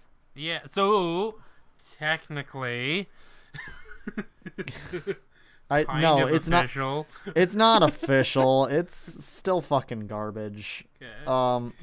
But yeah, I don't know. Just because it has a fan following doesn't mean it's good. Though Fair Red enough. versus Blue did get official representation in Fortnite when Master Chief skin came out. that's kind of funny though. They added a temporary game mode that was Red versus Blue, Nice. and it had like a skit that was done by Rooster Teeth in it and everything. So I guess in that sense, Red versus Blue was an official thing for that moment. And I mean, the fact it was on Netflix means they got the licensing. So in that way, it's official, but it's definitely not official, you know? Okay. Yeah. Yeah. So what was Arc Raiders again? Arc Raiders was something. Let's see. Arc Raiders is a thing. Oh yeah. Okay, it's cooler Free to than play. we remember it being. Free to play cooperative action shooter. Can I skip ahead in this trailer to something that looks cool? Yeah, it reminded me very much of like Battlefront and like older Battlefield in a way, just because of how much destruction there was. Yeah. But it also reminds me of like, I don't know, it reminds me of like some sort of like open world sci-fi experience. I'm super interested, but also at the same time I don't know if I'd play it, you know? Yeah. I do like big robots.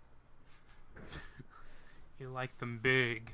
You like them chunky. But yeah, it's coming out next year. We really didn't get much about it. This was the last reveal they gave at the Game Awards. Looked neat. I like big robots. That's the story. Yeah, that was all the reveals. Yeah, I don't know. Besides that, Guillermo del Toro sat on the Pornhub casting couch. What else happened? Genshin Impact happened. Genshin. I think you've already made Genshin. that joke. There was like one point where he was like talking about like the Spotify stats for most listened to artists on console versions of Spotify.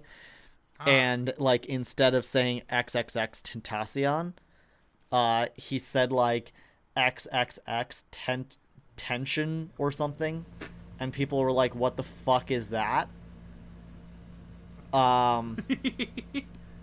The Imagine Dragons and Sting performed.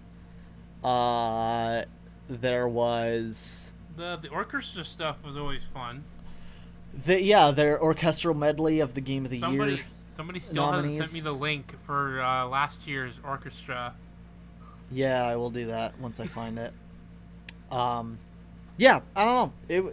It wasn't a bad Game Awards, but it wasn't the best one for sure. Yeah, I show up and everything goes bad. One thing that was interesting was the fact that usually Nintendo is very involved in the Game Awards. This year they didn't show up at all. Weird. The only things that were shown off was there was a couple of Nintendo Indie World sizzle reels. Okay. Which were literally just showing off a few indie games that were coming out. Okay. That's it. That is all we got for Nintendo this year. Huh. Besides, like, their representation as nominees. Which is something, I guess. Yeah. Normally, we get a ton of trailers from Nintendo. This year, we got none. Though, I do feel like that's because this past year, Nintendo got back into doing Nintendo Directs. Their Directs everything is on the Direct, right? Their Nintendo Directs were stronger this year than they have been in the past, like, 3 or 4 years. So, like, you know, the fact that they kept out their reveals this time probably just proves that in January we're going to be getting a very large Nintendo Direct. Huh. I'm enjoying that, then. And, honestly, I'm excited about it. It sounds like a really good time. That brings into the question, though, because the only technical Nintendo thing technically is Sonic. So is Sonic going to be on Sonic's new game going to be a more than one game console then? I haven't paid attention. Sonic is not Nintendo. He used to be exclusively on Nintendo things for a hot minute there, so I don't remember when it actually There was stopped. There was a deal for 3 exclusive games. Okay. Those games were Sonic Colors, Sonic Boom, and Sonic Boom Fire and Ice. Okay. Did one of those never come out? Oh, sorry, it was a 5-game deal. Because then they did Sonic Boom 2, and they also did Sonic Lost World. Okay. The Sonic exclusivity deal was up a long time ago. Okay. Because I just don't pay attention. Since then, we've had Sonic Colors Ultimate, we've had Sonic Racing, we've had Sonic Forces. There's been a few. Okay. I just don't pay attention. Yeah. So yeah, there's that exclusivity deal was only for that time, and even then they were still having Sonic games on other consoles. To be fair, I also haven't played a Sonic game since Unleashed, which was on the Wii. So yeah, but Sonic Unleashed came out on everything else first. So basically, last time I played him, he wasn't really on a lot of consoles. So I mean, you just said Sonic Unleashed, but Sonic Unleashed came out on the Xbox 360 and the PlayStation first. Oh. It came out on the Wii after. Got it. Hey, okay, I'm behind, okay? Yeah, by like 15 years. That's fine. Yeah, I don't know. The only other thing that I should probably mention is that Geoff Keighley specifically called out Activision and Blizzard. Yeah. At this event, and was like, we do not support these shitty game companies doing shitty tactics. But also this awards show is more about the art and representation of video games as a medium rather than any of the controversies behind them. Okay, so if which they is did why win, it's for the artist, not the company. Got it. Exactly. So it was. Good, I feel good like way of putting it, guys. He mentioned that like first thing that he said when he stepped out on stage. That was it. Like it wasn't mentioned during the pre-show, but I feel like it was a good thing that Geoff Keighley specifically mentioned that himself. Yeah. Good. Glad. Very glad. Yeah. I don't know. Besides that, that was the Game Awards. Yeah. Overall, in comparison to other Game Awards shows, I don't think it was as good. Because we had things like the 2017 show and the when was it, 2018 or 2019 when Spider-Man was in there? Those 2 years were really good. Okay. Yeah. But this one was okay. If I had to give it an out of 10 rating, I would call this one maybe a 6.5, maybe a 7. I'll give it a 5. You'll give it a 5. Damn. I feel like the memes that came out of this one were pretty good too. It is my first Game Award, so it's the whole first impressions thing. I 100% thought it was gonna be a lot shorter. There was a lot of people. I was like, why am I listening to you? I want to see the games or the people behind the games. So it's like, come on. By the way, I was going to do something else that day, and then it was like 4 hours later, and I'm like, okay, guys, hold on. Not like it was all wasted, but you kind of wasted me. Yeah, but it was fun. Sometimes it's nice to just watch a shitty awards show togetger. Why do you think people still watch the Oscars? If it wasn't that I was hanging out with you guys, then I would have left a lot sooner. Yep. Because it was fun talking with you all when we were doing it. So. Yeah. Anyway, I think that's our discussion, and we blurted out our random gaming opinions for the past 4 hours for you guys. Yeah. Our talk about the Game Awards was pretty much as long as the Game Awards. Yeah. Yikes, we did not condense this conversation at all. This is what What's Poppin's about, though. This is what we thought the first episode was going to be. And then we didn't. And then this one we're like, oh, by the way, have you watched this show? Well, yes, no, kind of. Kind of. So yeah, thanks for joining us. Yeah, next time, we'll do something a bit more interesting. Yeah, do you want to switch from... Because I think we've talked games twice now. We should probably mix it up from here. I feel like I kind of want to stick talking about games mostly. Yeah. What's poppin', not what's poppin', gamers. I'm just saying. Yeah, but also, I mean, most of our thing is, like, playing video games and stuff like that. So it kind of fits with what we do. Yeah. But yeah, anyway, kind of kind of the main takeaway, I think, is like, you know, don't always like expect a lot from the award shows.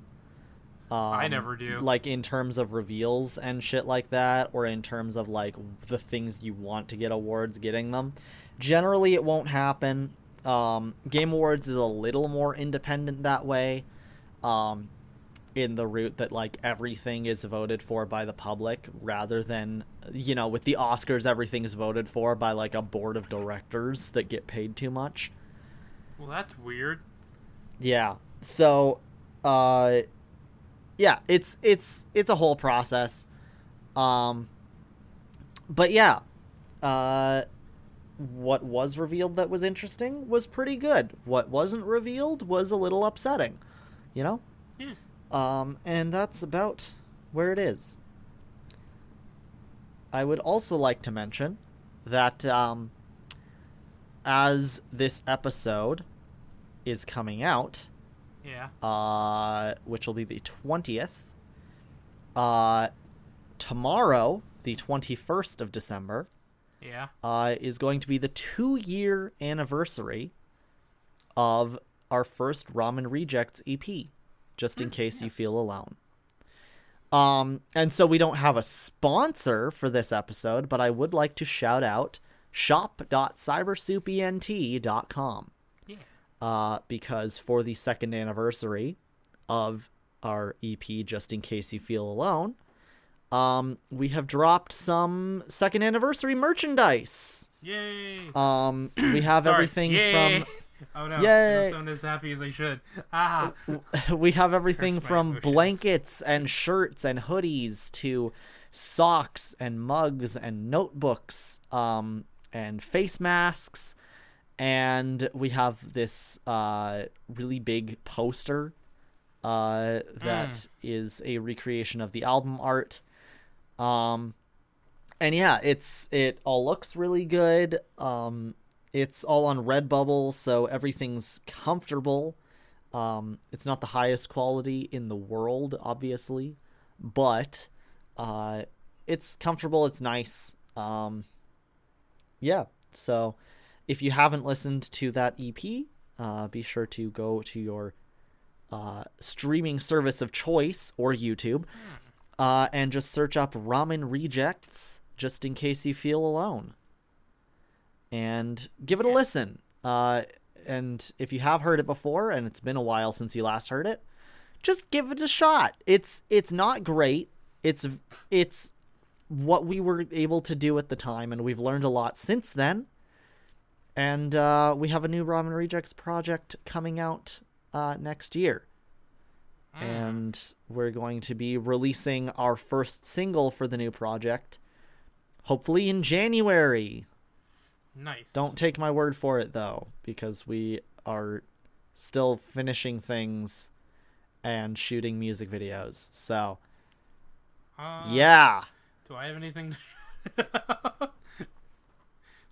I was going to ask, did you get any Twitter questions yet? No. No? Aw. No. Just Twitter questions. Be sure to follow like us. A hashtag rather than them just directly, tweeting at us.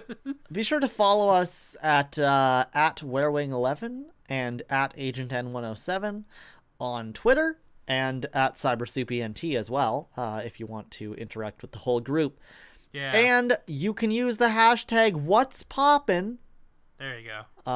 If you would like to do so. But you don't have to. You can also add us directly. Yeah. And we will answer some questions. Slip into our DMs, creepily ask us our questions. Yep. That probably don't do that. I need to. Apparently, I have to tell people these days, don't do that. Yeah. I can't apparently joke about that. I just said the thought. And that's been the podcast. Thank you all so much for listening, and we will see you in a couple weeks. Yeah. Bye. Ah.